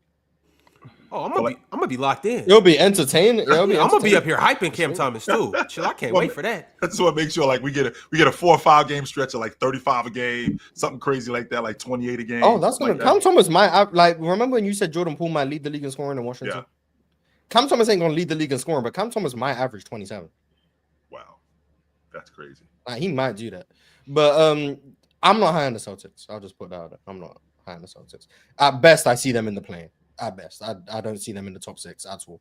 This front court stinks. That's where I'm at. The front court stinks. I like their backcourt. Offensively, I think Jaylen Brown is a really good player. I think Derek White is a good player. I think Peyton Pritchard is a good offensive player. I think Anthony Simons is a good offensive player. I like their backcourt pieces. Their front court is egregious. I don't like any of their front court. Like, not for winning basketball. Luka Garza, I think, is a really good offensive player. Can't play a lick of defense. Chris Boucher is intriguing. Also a bad defender. Keita is like the closest to a mid center they have, and he's still below average in my opinion. I just don't like their front court in the slightest. So I think they're going to be at best a playing team. Mars, my biggest thing with the Celtics, y'all, is not even so much that. Like, of course, we want to talk about their roster and everything. My biggest thing with the Celtics is I don't care how many clips you show me of Jason Tatum jumping, running, or doing anything. He better not play this year. Please don't play that, man. Just please don't do shit. It's a waste of time. First of all, they're not going to be good, and so bringing him on in February or March isn't going to change things for him. We don't want Jason Tatum to get hurt again. We don't want any setbacks with this. Please don't, Boston. Just I don't care how Kobe came back in 8 months, right? I don't know. The thing with it was Kobe was so much closer to the end of his career. He was probably just, you know what I'm saying, like, I gotta play. Like, I don't know how much time I got left. Jason Tatum is a young man. You know what I'm saying? He has a long career ahead of him. Like, let's not derail that just by trying to prove a point or being thirsty to try to be a competitive basketball team. Like, just let D White, let Jalen, let Anthony, let them rock. Just keep Jason out of this. You're not winning an NBA championship with him back in the lineup. You're not doing it. It's not happening. Just like let's not do this. Like this is that's just a bad idea. They're not gonna be competitive.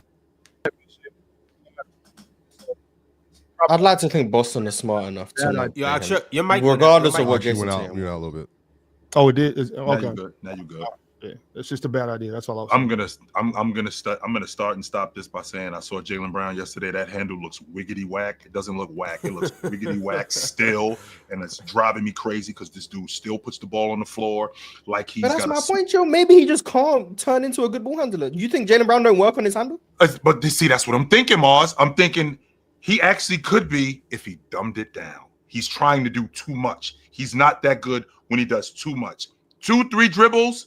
I'm good with him. When he's got the ball in his hand, particularly with the weak hand, when he's dribbling the ball and he's throwing the ball between his legs a bunch of different times, whack as hell. Get off the peel. Get off the peel. And this is a guy that they're going to be relying on heavy this year. I'm straight.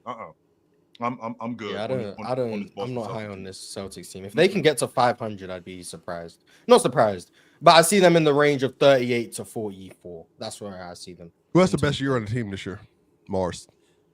I know how you relative to expectations or relative to just who's the best on the team. Yeah, relative to expectations.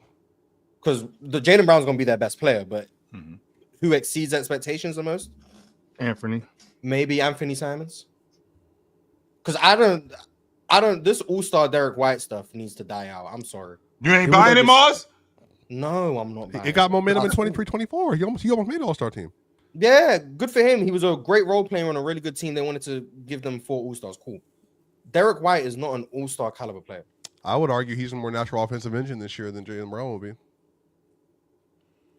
Doesn't mean he's a better player though. I think it might. I think actually it could mean he's a better player this year, at least on offense. Swiper, do you think he's going to be a better player? Let's just do this. I think there's a chance that he do will be. You think I'm being open. White... I'm just being open. I think there's a chance that he could be. That's all I'm saying. I think I don't think. But can you detail that though? Like what that would look like? He is a much better. Respect to JB. JB can't dribble and create to save his life for the most part. Like I'm being honest with you. Like relative to Wing, he can't. He's just not. I watched him in the preseason so far. This is no slander. I'm not even trying to slander. I feel like can I at least be fair? Yes.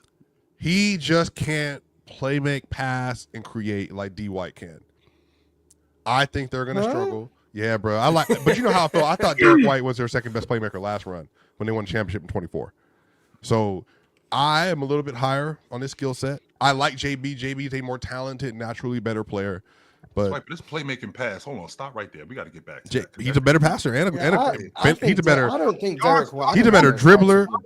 So much with the playmaking pass and the manipulating. He's a better dribbler. Y'all live and die off of that so much. I don't think Derek White's good at those things. Derek White has like one read out of pick and roll.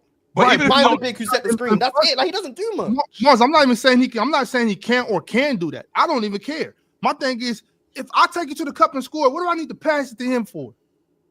But what happens when the defense collapses, Ox, which it does to him, and then he's still dribbling the basketball? It does no. If he does that, then okay, like kick the rock, bro, or maybe just score faster. But we've seen time and time again where Jaylen Brown just bullies his defender, gets to the rim and scores. Jaylen Brown pull up in the middle. We've seen Jaylen Brown do all this. So no matter how much Derek White can pass the ball or whatever, it still won't make him better than Jaylen Brown. Like I said offense. That's all I said. Basketball's so simple. Basketball is so simple, and y'all want to make it less simple. Like I don't need to do all that shit. You know what I'm saying? Like I could just do this. But do you think Derek White's a better passer playmaker than Anthony Simons? No, but I think that I'll just say it like this. I'm saying if I'm predicting going into the year, I think JB could be there, but what I did say to preface it is I think there's a world in which D White kind of takes over, especially late game down the stretch. That's his role, but we'll see. I think JB is obviously more like a more talented player, more accomplished player, and a better player all the way around. But I would not be shocked if Derek White takes a pretty significant lead like this season for what he has to do. I wouldn't be surprised if Derek White has the ball in his hands more, but he's still. Mars, your assessment of him in terms of his reads coming off a screen that's only one read. I think Derek White is good. Yeah. Even as a passer, I think Derek White is good at maximizing his strengths. Like he's not a great processor when you're talking about coming off screens. Okay, sure, Mars. He ain't Drew Holiday or those guys. But when he comes off a screen, he does definitely look for a shot, and he shoots good shots. Absolutely. So with that being said, I think that's good processing. If he's looking for the big man on the short roll, if he doesn't have it, he'll get off the peel. I think that's good. Jaylen Brown, on the other hand, he'll come up a screen, and he's dribbling into traffic. Jaylen Brown will come up the screen, and he's trying to skip through the lane, He's kicking the ball out of bounds. That's the stuff. That's Eric the kind White of takes stuff. less Jaylen Brown does not do that like that. Yes, he does, No, Ron. he doesn't. You guys make it see. You guys do the same thing with Russell Westbrook. You act like he does that every time he gets into the paint. He did do it Who every said time. that? But no, How is that a comparison? That's not what I said, Ron. The reason why I'm saying Jaylen Brown plays sped up more than Derek White does. I think we can. Yes, he does, Ron. Mars. Yes, he does. But my thing is, you guys act like every time he makes a move, he's losing the ball, or every time he goes left. I didn't say that, actually. He does. I know you didn't say that, Swiper. The point I'm trying to make is you guys over exaggerate. Ron's saying it's Jaylen not as Brown's big of a handle. weakness as you guys are It's saying. really Sure. not. Yes, Jaylen Brown be To be fair, all I said Jaylen is Brown a be getting possibility. to it. I didn't even say Jaylen Brown does definitively it's gonna not turn. happen. How many turnovers did he average last year? Y'all make it seem like he averaged 5 turnovers or something. Jaylen Brown don't be turning the ball over like that. He didn't. Let's Ron, look it bad up. shots can be he turned over definitely too. turns Just it so over. we're Look it up. clear. He definitely Bad turns shots can be turnovers, and you don't speak. But you don't speak on Jason Tatum like this. And He's the same and way. he shoots way more bad shots. And how than many Jaylen times? Brown. How many times have I flipped out on Jason Tatum for shooting? Jaylen Brown was 7th in the league in lost ball turnovers, which would mean his handle. 7, Ron. 7. No, he I mean, didn't he average played- 7 he played- turnovers. He was 7th in No, the but league. 7th, but he played less games than everyone else above him by double digits. So how many turnovers did he average last year? Damn. Wait, say that again. He lost the ball on average more than once a game. How which many isn't, like, turnovers did he crazy average? amount. How many turnovers per game did he average? Yes. He averaged last year 2.6 turnovers. What's Derek White at? What's Derek White at? He doesn't have the ball in his hands a whole lot, and that's a That's reason. a reason. There's a reason. There's a reason. That's Not understandable. good, Ron. That's understandable. Right, so Derek that's White what I'm last saying. year. What I'm Derek White saying- last year averaged 1.7 turnovers. So. Right, And he so had the what ball, I'm saying and he had the ball in his hand. Did he? So he averaged 2.5 turnovers. I'll Okay. check. He might average 3.5, maybe 4 this year, right? I think Damn. No, that's too much. I didn't say That's it was not- too much. Hold on. I'm not saying it's not too much. I'm saying is if he hasn't done that. I'm just trying to give Derek White had the give it up a ball little bit, right? more than So a if- minute more if than he- Jaylen Brown. if he last averages year in 3.5 So turnovers. and less turnovers. Yeah, that's. I mean, he does. But the thing about it is, we all know Jaylen Brown forces it a lot. Like Jaylen Brown definitely forces the. That was the point Chill made, and Ron was getting mad. No, well, I'm not. No, I'm not. I don't but know he's who I'm supposed mad to about. force What it. He's I'm a saying- slasher. What No, I'm saying he is that isn't, Ron. Jaylen Brown. So Jaylen Brown's not a slasher. No, he's not supposed to force things like that, especially when you're Well, running with an why- offense why like So not? when I'm a slasher, I'm not? not supposed to try to get to the rim. I ain't saying that you're not. When supposed I'm to a try to get to scorer, the I'm rim. not supposed to shoot the Yes, ball. you are supposed to try to get to the rim, He didn't but even your score well process last has year, to be though. different, Ron. When you got 2 guys in front Last of year you, wasn't a great plus the year. guy that I got He on my objectively backside, did not. and my ball handling isn't particularly great. I should probably get off the peel. I should probably get off the All right, peel. so Derek White, that's that Ron, but you understand my presupposition. Knowing a lot of the background here, I wasn't trying to slander JB. That's why I didn't bring up all the, whatever. I was just saying that in terms of role archetype and effectiveness, I think D White could end up being the offensive engine for them in a lot, especially in the fourth quarter and clutch situations. But that doesn't mean that he's better than JB. I just think the roles will be different, distinctively different. And I think there's a world in which he takes a pretty massive leap, kind of because he has to, Ron. That's all I'm saying. Yeah, That fair? I'm not disagreeing, Swiper. Okay. I actually think they're both going to cook this year, and I think this is going to be a good team this year. I think they're going to be a 5 or 6 seed. I think I'm the highest on the Celtics out of everybody. Sam Hauser. Okay. Yeah, I think and I say this a lot, and I say this a lot when I talk about Golden State. I don't underestimate the heart of a champion. Jaylen Brown, Finals MVP. Derek White has got busy every time he's touched the playoffs. Ron, they lost 4 Peyton or 5 Pritchard, starters, man. Peyton Pritchard, 6th man of the year. We all can agree that he was good enough to be a starter, and he cooked in the playoffs both of the last 2 seasons. Yep. Anthony Simons, no, he wasn't in the playoffs. Yep. Or no, he hasn't been that. But Anthony Simons has been a number 1 option in an offense. Anthony Simons has averaged 20. Anthony Simons, alongside these 3, I believe he's going to get busy. And so, Can you talk to me about the front court? Can you talk to me about the front court, please? Yeah, I can't talk to you about the front court. Please. So, Let's hear Jordan that. Walsh is the first guy I'm gonna run to. I think he's going to have a very good season. And I think he's going to be a very good guy at that 4 for these guys. I know we haven't seen him play yet, guys.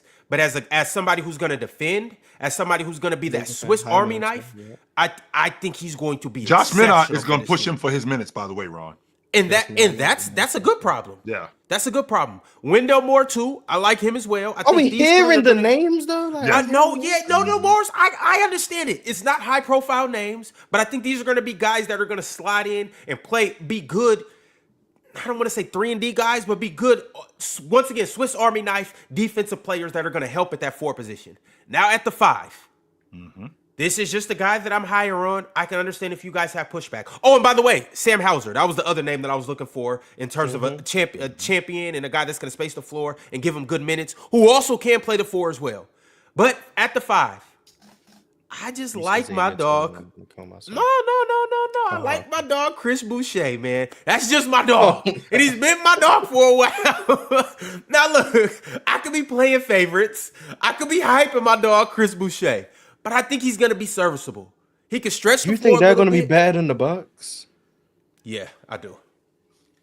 I just don't see it. Chris Boucher would work wrong is an issue, Mark. That front court is a big problem, so I'll feel you on that. That's why I'm lower on the Celtics. If they had a better front court, I can see the league's getting bigger too. So like having a bad front court in this NBA where teams are running double big, it's a problem. It's a problem. But my thing, what I wanted to say about a second ago was that Anthony Simons is the one where that's why I'm like, I don't think Derek White has to really step into that role like what you were saying, Swipe. I think Anthony Simons can do that perfectly fine. You know what I mean? So I don't think this is going to be necessarily like a breakout year for Derek White. I think he's going to keep doing the same thing he's been doing, which is very important. You know what I'm saying? I think he plays a big role on that team. And, you know, they lost everybody else. If they would have lost Derek White, I would be completely out on the Celtics, like 100% out, done with them. Even as high as y'all know I am on Jaylen Brown. Jaylen Brown needs teammates, you know what I'm saying, that can help him get through it. And Derek White's going to have to do that because, like I was saying, Jaylen Brown forces it a whole lot. You know what I'm saying? It can look ugly with JB when he has the ball a lot. So Derek White's going to have to continue doing his role. But the guy that has to step up, aside from Sam Hauser and Peyton Pritchard, is Anthony Simons.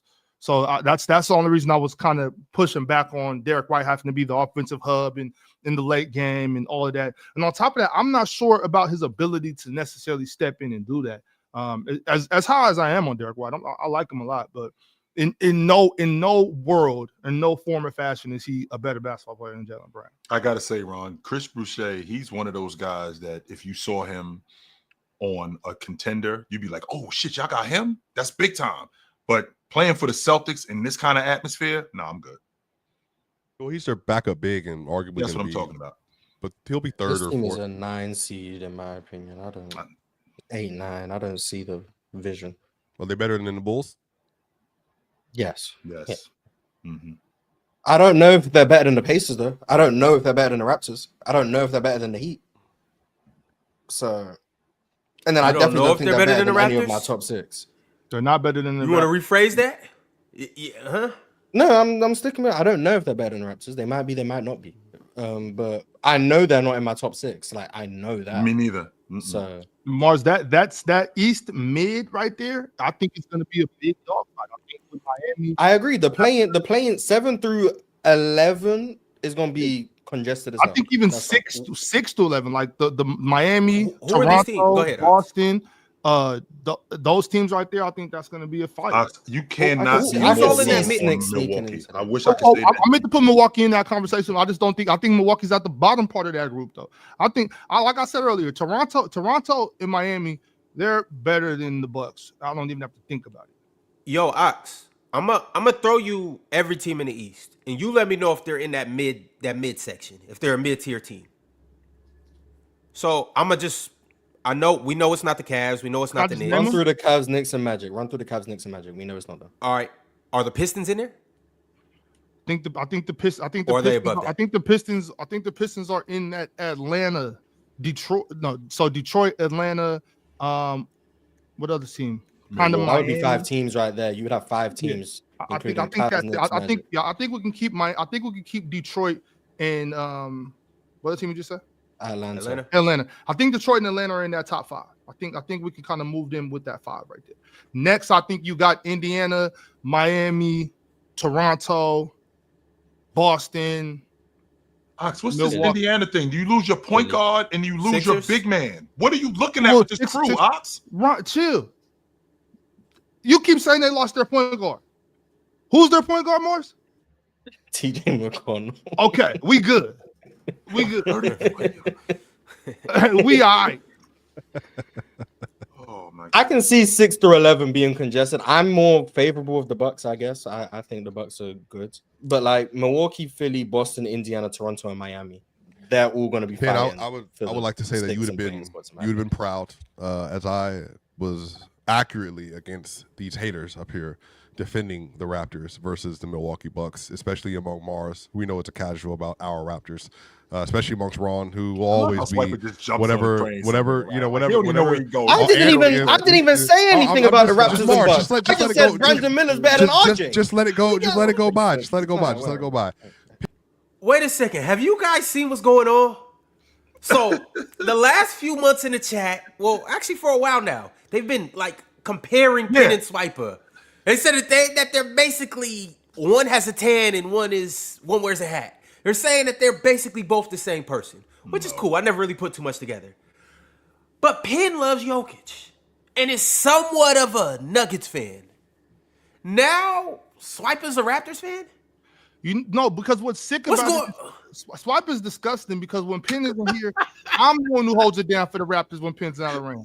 You know what I'm saying? I do that. I was holding it down for the Raptors, and now Swipe want to jump on that bandwagon.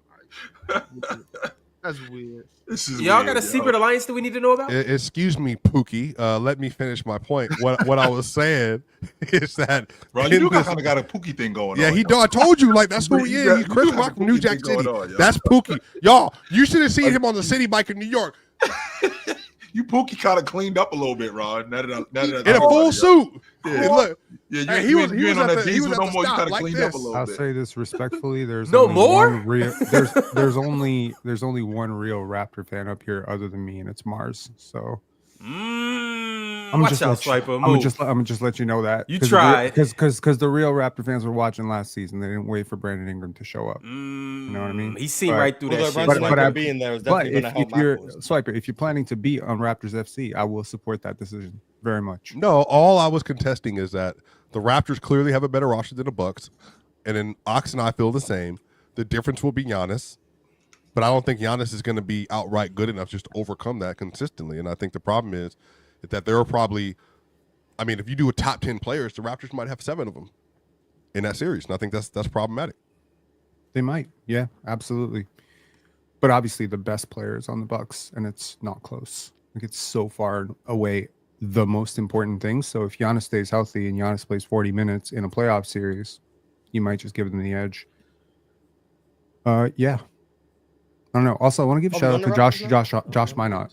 I want to give a shout out because when y'all were talking about the Celtics, you didn't bring up Josh Minot. I said he's going to push Jordan Walsh for those minutes. Damn. G League minutes? Bit, okay. Yeah, he did. I don't know, man. I've kind of like this guy for a couple of years now on the Timberwolves, and I was just like kind of waiting for him to get a bigger opportunity, and I was surprised to see him sign for a minimum. That's weird. Wasn't no money left, man. Everybody took all the money. Like when they bagged him, I mean, all the money was gone. It wasn't like that's what he was worth. All the money was gone. They ended up with Simons in the trade. I mean, all the bread was already gone at that point. Mm-hmm.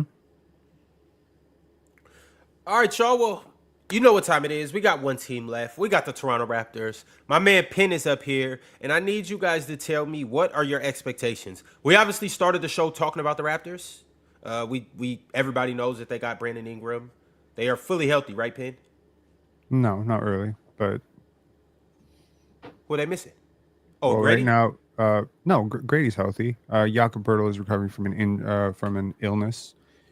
Scotty Barnes is working through tendinopathy of his knee. So the jump shot's been a really bad process so far.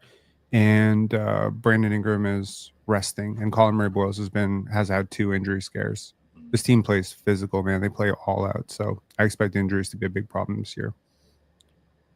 I'm a lot higher on RJ Barrett than a lot of you guys are, and maybe that's just me. So I think that him being to Marl's point, him being the downhill guy that he is, I mean, I'd like to think that some of the stuff that was going on last season, I think that it was personal. I don't know if you remember this, Mark. His brother passed away, so that I think that affected his game in some instances. That happened the previous year. Was it last season or the year before season? that? I thought it was last year because I felt like it did. I felt like it did affect his game. He wasn't as aggressive as he normally is. He looked like he was spacey from time to time. But with that being said, I still think he's one of the better downhill guys. He is a solid catch and shoot player. I don't think he's Ray Allen or anything like that, but he can knock down open shots on catch and shoot. In terms of defense, I think he's a 4 on the defensive end. I'm not going to sit here and out of what? Out of a 10, he's a 4. Oh God. Yeah. He wants to say 4 out of 100. That's what Penn wants to say. Yeah, that's closer. I think he's a 4 out of. I think that's below average. I don't think he's a 1 or 2.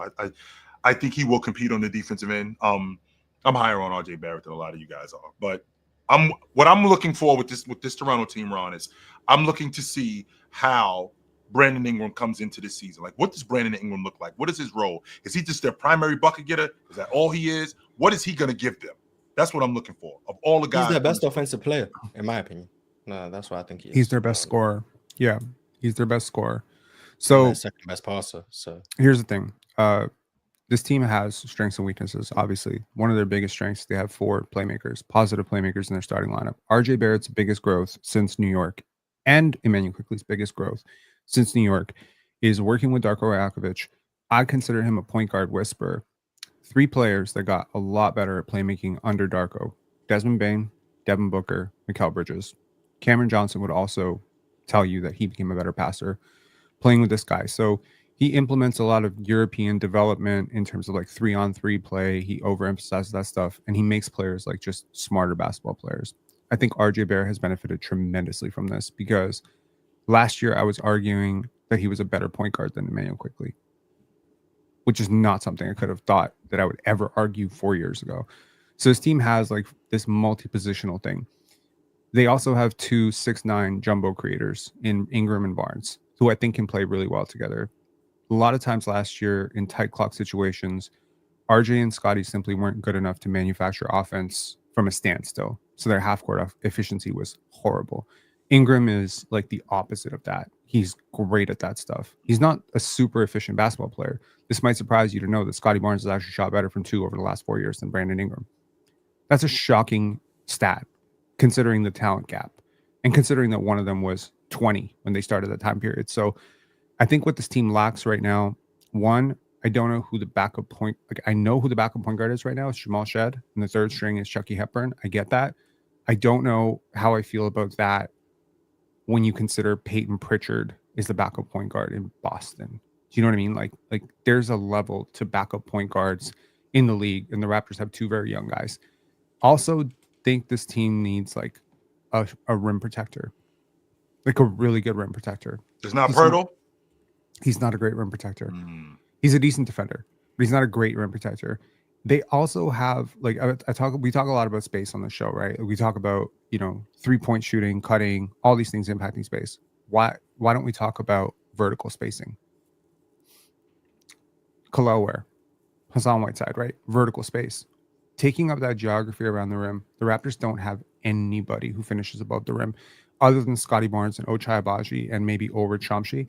All their players are at the rim or under the rim finishers, and I think this is going to drastically hurt them because they are choosing this year to be a super fast-paced pressure defense that turns into transition offense. They want to do a lot of quick aheads. That's been doing all preseason long. Is they've been going quick ahead, quick ahead. The problem is their transition frequency last year was super high. Their efficiency was horrible. So how is it the team that pressures harder than anybody, picks up higher than anybody, turns teams over at a rate? Okay, yeah, not OKC, but they're trying to get there. How is it that they're so bad at finishing in transition? And I think it has to do with the fact that you just don't have those types of athletes. So guys that I'm looking at, Jonathan Kuminga. You don't think Murray Boyles helps that? Colin Murray Boyles is a below the rim athlete. He's a strength athlete, not a Titans coach got Bingo. fired, by the way, Swiper. Yeah. I just want to put that on your mind, Swiper. The Titans coach got fired. Damn. Tragic. But go ahead. To Swiper. Yeah, like when you see like someone like Carter Bryant, like that's a vertical athlete. Jaylen Brown is a vertical athlete. Like these are guys. John Morant, like to use extreme examples, Matas Buzelas, Johnny Furphy, just explosive leapers, people who are quick twitch athletes. I think the Raptors are weirdly enough a really good landing spot for Jonathan Kuminga if they decide to make an RJ Barrett trade. I just don't know if the Warriors would go for it, but I think RJ could do Kuminga stuff better than Kuminga can. So I would be looking to move RJ if I was the Raptors. They are looking to move him. They need to duck under the tax. I want to ask everybody though, because it seems like this Raptors team, it's a lot of fluctuating they could do. Okay. They could either be a mid team that misses the playoffs, and then there's some of us that are higher on them. What's the ceiling and what's the floor for this Raptors team? For me, the floor is like 36 wins. The ceiling is 50 wins. Wow. If their defense turns out, Mars, to be like legitimate top 4, there's a path. If they're a top 4 defense, that would surprise me. What's the ceiling for you, Mars and Swiper? The 6th seed is their ceiling. Oh damn. The 11th seed is their floor for me. Their ceiling. I don't know how many wins that is, but there's the clear 5. They're making a push for the 6, and I think like outside the Magic, Hawks, Knicks, Cavs, and what's the other team? Pistons. Yeah, there's a path where they're like with the Bucks and whoever else like fighting for that 6 seed. Their floor though, I feel like if they're healthy, it's like the 10 seed. Like they're just they're in the plan at the very least. Is there not a possibility that things just go really badly for the Magic? Yes, or the Hawks. We're doing that division tomorrow, right? 2 years in a row, though. Yeah. I mean, I'm lower on the Magic than people up here. I'm kind of worried that Jones Suggs is like my big swing factor for them, and he hasn't played yet, and he's still injured, and he's been injured for like 9 months. That's the only thing that can go wrong with the Magic. If the Magic are healthy, they're a top 4 seed. If they're healthy, does their center rotation concern you at all? Wendell Carter.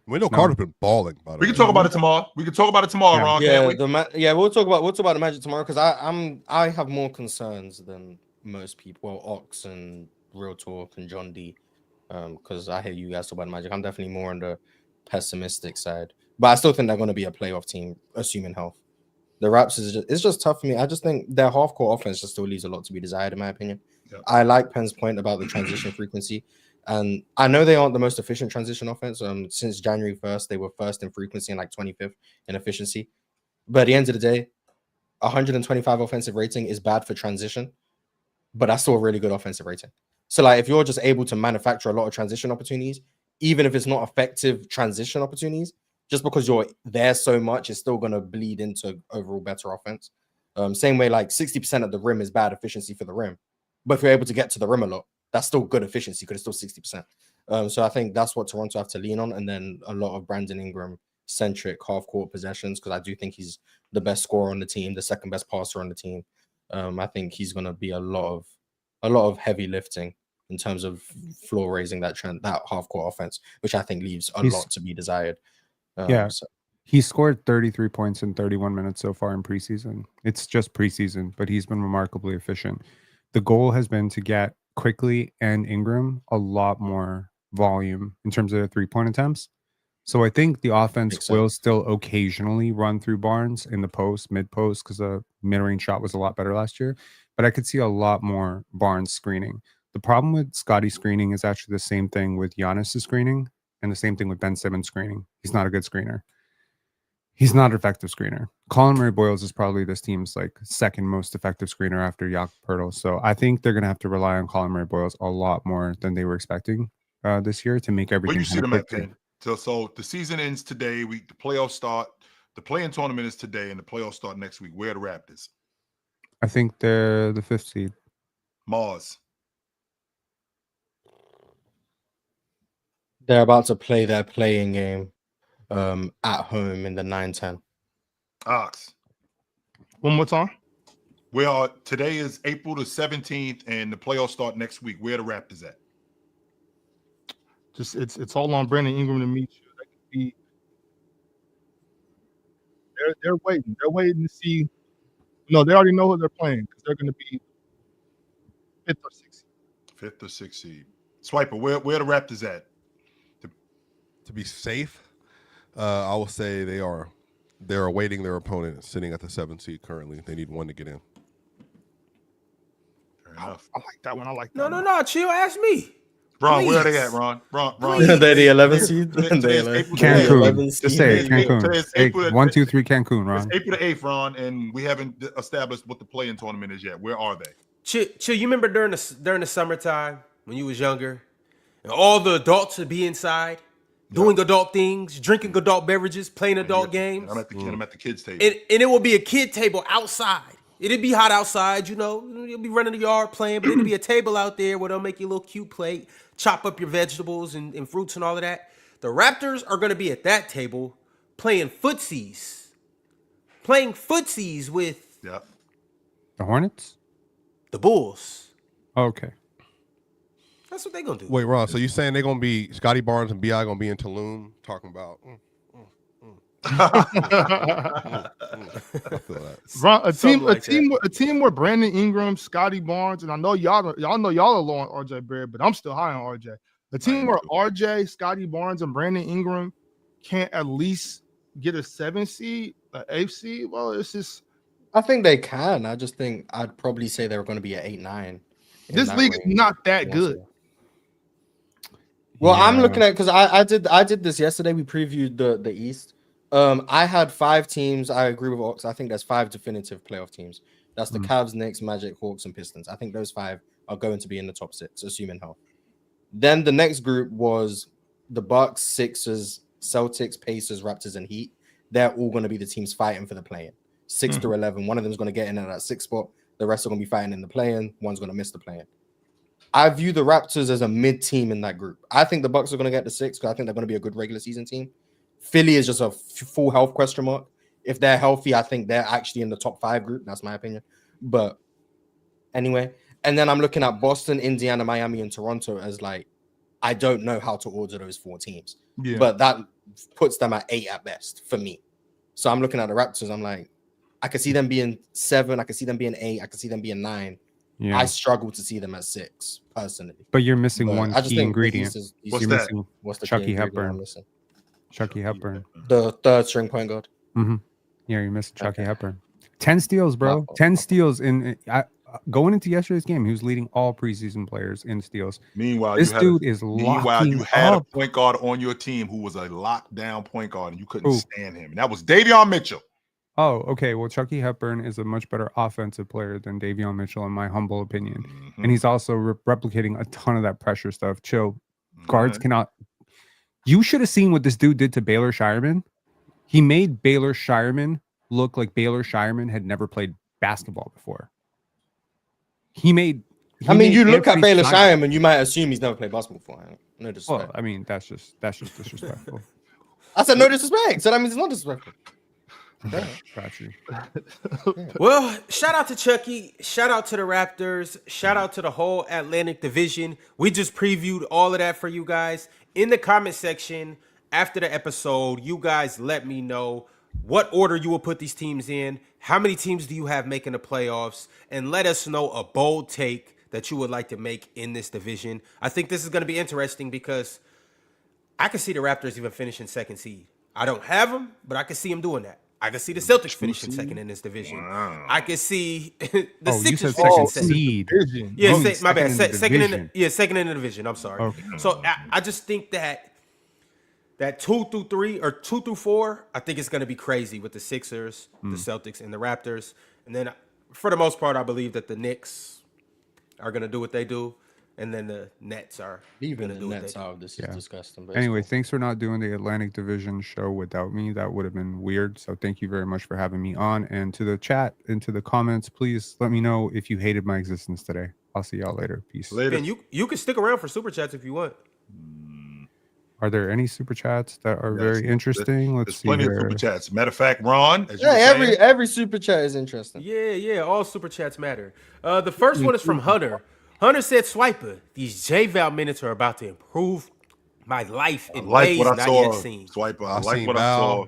Val got in the game, looked at Brooke Lopez, put him on his back, gave him one of them Hakeem the Dream. Left his hand in the air too. Chill. Swat. And one. Him and Brooke was going heavy, man. It was a. They played. By the way, they did play minutes together yesterday. I told y'all, it's coming. They went 2-3 zone on defense. They went high-low on offense with Jokic at the nail, Val down the low, and then Jokic obviously switched the mid-range shot. But Val's a big dude, and I don't know. Like I got an argument. My friend Matt Moore, co-host of Lockdown Nuggets. I don't know if he'll play every game. He thinks he will, but Val is going to make a lot of difference. And Peyton Watson, by the way, we haven't talked about him at all, has made a lot of strides so far. He's been the lead ball handler with the bench. So do with that what you will. So high on the J-Val minutes. So high on the J-Val minutes. I'm telling you, that's a part of what's going to make y'all the best team in the West. You know what I mean? Those J-Val minutes. I mean, y'all kidnapped him for a reason. You know what I mean? So. Shout out J-Val and shout out Matt Moore too. I seen that swipe, but he was cooking y'all. And you wasn't hearing no ransom talk neither, Ox. Nope. You wasn't listening to no ransom talk. No, we're not giving him up. What can we pay out? No, he's with us. Don't even worry about ransom talk. There's no drop-off spot. None. All right, y'all. Barbara Moria? Barbara sent through a super chat and said, off topic, what's y'all opinion on this debate? What's harder, a bicycle goal in football or a one-handed catch in American football? Bicycle goal, easy. What's harder? That is bicycle. That's crazy. Yes, Everybody can catch a football with one hand. Now I'm not saying everybody can do it like that, but not everybody can do the other thing. No, everybody can't bicycle kick. No, that's correct. How do you even like the fact that you see the ball coming and you're like to flip around? Yes. What makes your brain process that? To even attempt that is nuts. Like that's you like die doing that. Chill. That's like when you saw Ron and you bodied him up in the hallway and had him sitting on the wall, like his feet was dangling. Ox, that video you shared, Ron's feet was like this. Sitting on the wall. Ox did not. Yeah, hey, that was artificial intelligence, y'all. That was not a real video. Like the ladies at the front desk ran around the corner. Like, oh, do we need to save him? It was these two girls about to get on the elevator. They was like, oh, not getting involved in this. Ron talk about help. Yo, Ox, don't play this. Get him, mother. I swear to God, mother. Hold on, get your ass back. Get back over there, you motherfucker. Come here. Don't like Wesley Snipes beating up Pookie. Your ass back over here. Oh man, but hold on though. The funny thing is, we come out the elevator, we walk around the corner. Chill sitting there. Chill bounce up and get straight to action. Ron tried to run. But that's not what happened, y'all. And that's not even a real video. That's artificial intelligence, y'all. No, he tried to run. Swipe it. He tried to run.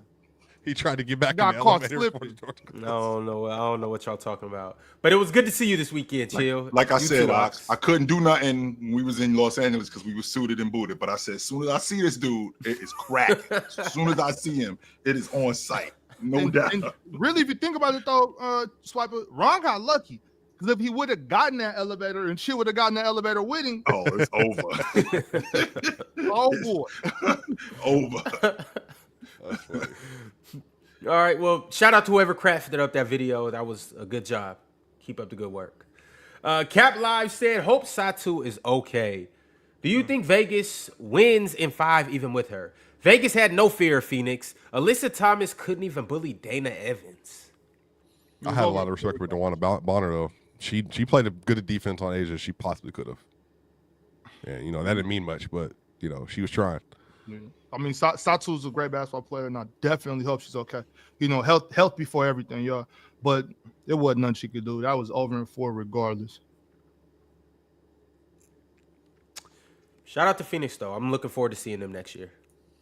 I'm looking forward to seeing Asia bust their ass again next year. Phoenix in 5 still. Jonathan Frazier said, my issue with Clarkson, inefficient scorer, can't positively affect the game in other ways if they can't score. He might get benched if he's bricking. And he might stay out there for a bunch of more minutes if he's getting busy. He's not their best bench player. Yeah, we already went over that, yep. Yep, Josh Hart is. So just don't see. I think Josh Hart has some action at maybe being 6th man of the year. Yeah, maybe not year talk, but I'm with you. I think Josh Hart is a better player, but they just do different things. And so I think when Jordan Clarkson, like I'm excited to see them together. You know what I'm saying? Yeah, Like off in that second unit. Like I've always been high on Josh and Jordan. You know what I'm saying? So like he just does different things. That ISO scoring, his ability to heat up and just give instant offense. Like I like that pickup. Duce Rhodes said, "Don't be surprised when the Knicks dabble in load management. Mitch has a chance to lead the league in rebounding if somewhat healthy." No. They're a really good rebounding team, though. So they got to keep Mitch healthy, too. I don't know how. I don't know how they do it. I don't know if it means no back-to-backs or if they low manage him a little bit or play him less minutes early on. But Mitch has to stay healthy. The second Mitchell Robinson gets hurt or something like that, I'm gonna go ahead and just call it. Yeah, Orlando got the East, or Cleveland got the East. Yeah, I'm low managing the hell out of Mitchell Robinson. Yeah. I ain't even gonna lie. Shit, I'm treating him like Joel Embiid. Alex Lynn gonna play more minutes than he ever played since he left Maryland. Messing with me, shit, come on, you gotta play. Tupac Westside said, "Good afternoon, OG. Which do you think is the best sitcom? Martin, The Cosby Show, or Wayne's Bros?" Swiper gonna kill me for this, but I never was really a Wayans Brothers fan. I thought them dudes was clowns. I never really took them dudes serious as comedians. Martin, like The Cosby Show, like you really wanted at that time to be one of the Cosby kids. I know I did. I thought that was really cool. But Martin was like the dude that you wanted to hang out with. So definitely was Martin for me. Martin was a cable show. I didn't have cable until I was 12, so I grew up on The Cosby Show. And I think the most impactful black sitcom of all time is The Cosby Show. So, yes. But still, like, what's the best show? That's not even close. Martin clears all of those. Martin wasn't even better than Fresh Prince. I'm with you. Yeah, well, Fresh Prince wasn't involved in this. If Fresh Prince was involved in this, well, I would have chose that one. But to your point, Chill, like, I felt the same way about I still can't watch Marlon Wayans. Like, Marlon is just one of them. I'm good. That shit just ain't even funny to me. I'm like, bro, am I the only one who preferred Family Matters over Cosby Show? No, I'm with you on that, Pin. I got Family Matters over the Cosby's as well. Now, when Steve became what's his name, Pin? Stefan. Yeah, those were like my favorite. Steve became gifted? What? Oh, jeez. What'd he say? When Steve became gifted. That's why he need to go to that. When he went in that little machine and came out Stefan, and then finally got the gal. How did that show end? Did he end up getting with her at the end? Or yeah. I don't remember. Well, I mean, spoiler alert the sitcom wrapped up like over almost 3 decades ago. So I hope I'm not spoiling this for anybody. But towards the end, I think she chooses Steve over Stefan. Yeah, I think that was supposed to be like Yeah, which is cool. Yeah, but Cosby Show, they went all the way to the 90s, y'all, when they were like, yes. So like you got to remember, it was 80s and then it went through to the late 90s. So there was nothing better than like Claire Huxtable, bro. To this day, Claire Huxtable was my favorite of all time. When Ashley grew up, I mean, come on. Well, Lisa Bonet's character was always like, for me, like that was it. But Hillary? Talk about Hillary. We don't got to talk no. All right, for sure. I'm about to say Hillary better than Lisa Bonet? Come on. No. Matter of fact, if we're rounding on our top 3, Chill, Good Times, Thelma. I watched Good Times because of Thelma. That's the only reason I turned it on. Man, Good Times don't deserve no. Never mind. I can't stand that show. They stayed in a house the whole show, or they went to the street, Chill. And then when they were about to get out the hood, when Thelma married the #1 overall draft pick, by the way, he was a quarterback. Tore me up, by the way. Tore his ACL. His career was over. Swiper. That show is so depressing, but I don't even want to talk about it, bro. She was. Wait, he didn't get a signing bonus, Ox? Talking about a toxic. I don't even want to talk about it. I don't want to talk about it. That shit is depressing. Like Family Matters, Fresh Prince, Martin, they clear. All right, y'all. The next super chat is from E-Word. E-Word said, "I'm at work watching the show, and some guy comes up to me and says, 'It's not ridiculous to say that I love this show.'" Is that a chill saying? Yeah. Is it ridiculous to say? It's not ridiculous at all. I don't be saying this stuff for it to be memes or for it to go by. Oh, you're getting memed. That clip from today, I'm sharing today. As soon as my vocabulary. What the hell? As soon as it happens, I'm sharing the clip. Chill. But chill, that's a mark. That's just the mark of a natural. You know what I'm saying? You're not forcing nothing. You're not trying to go viral. It's just so part. It's just in you. You know what I'm saying? It's in you, not on you. Chill. Mm-hmm. Shout out to Chill. One of the good ones up here, not clip farm. You can have 5 guys in you, but not on you. Yeah. We wasn't in the arena for 30 seconds. 30 seconds before the dude came up on Chill. Like, hey, it don't take nothing but a couple seconds. I told you, man. I saw a grown man cry in a bar at 12:30 a.m. He did not. He lying. That's not true. Nobody was crying over ran me. by us. Get out the way. I don't know if he was crying, but he definitely had tears in his eyes. His eyes were Shout out my man Goat Town. Shout out the Goat. Can I buy you a drink? Alan L said, shout out to PC, except for Ron. 77 MVP on the way. Yes. Except for Ron. So y'all digging that? Mm-hmm. Ron, when you go to school for hosting school, I'm telling you, W's in the chat. I'm dropping out.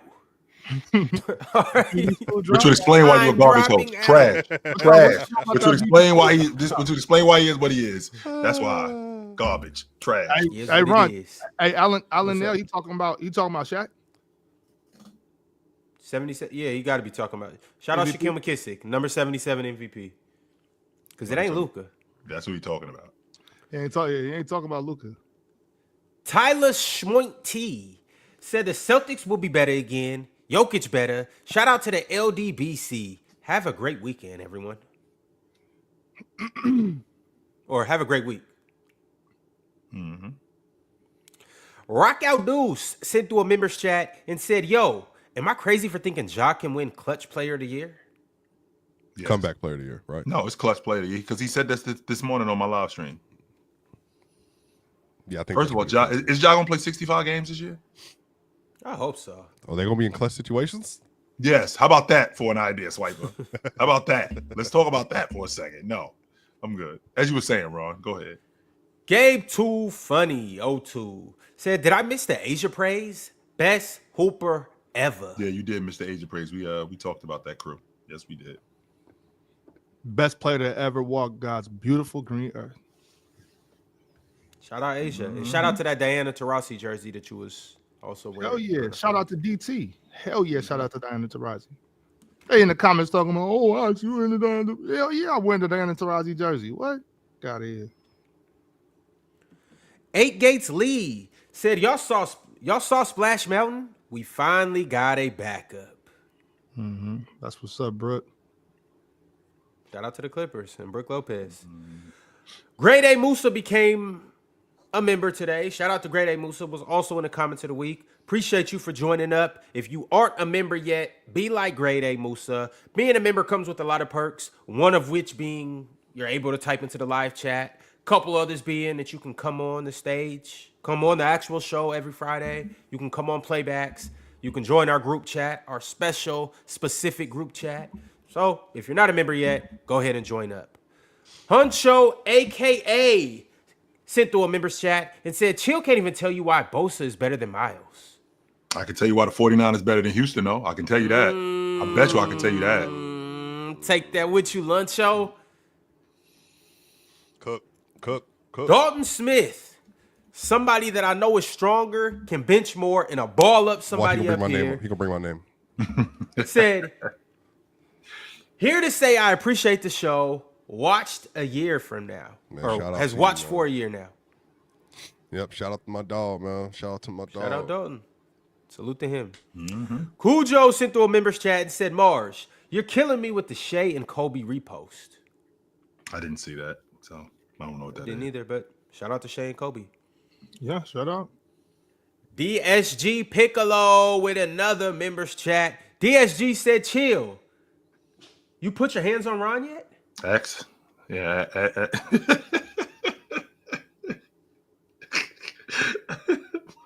Ron ass.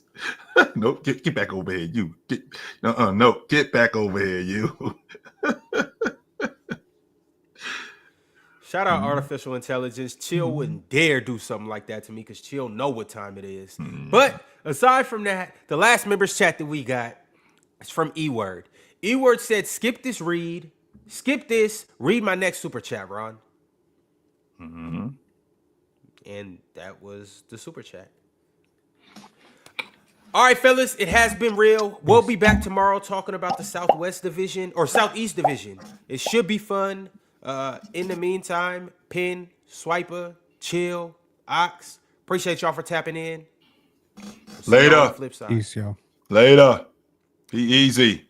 Download Splashsports where you can make your picks and you could win good bread with this app. The thing about Splashsports is you have the best opportunities to win against the competition because you're not playing against the house. You're playing against other fans, which gives you so much more free reign to make better lines and outsmart other players. You have better odds because you don't need to have the perfect card to win money. You just have to get more correct picks than the group, and from there, you can win cash. And if you do tie for the top spot, you'll then just split the prize. As you guys have seen on the banner, new users can win. And new users will get up to $50 matched in their account when they use code PLAYER. Yes, if you use code PLAYER, you will get matched up to $50 and you will get a 100% boost on your first entry. So click that link in the bio. Build your lineup for the quick picks and we'll see who really knows ball. I'll catch y'all in the winner's circle. We out.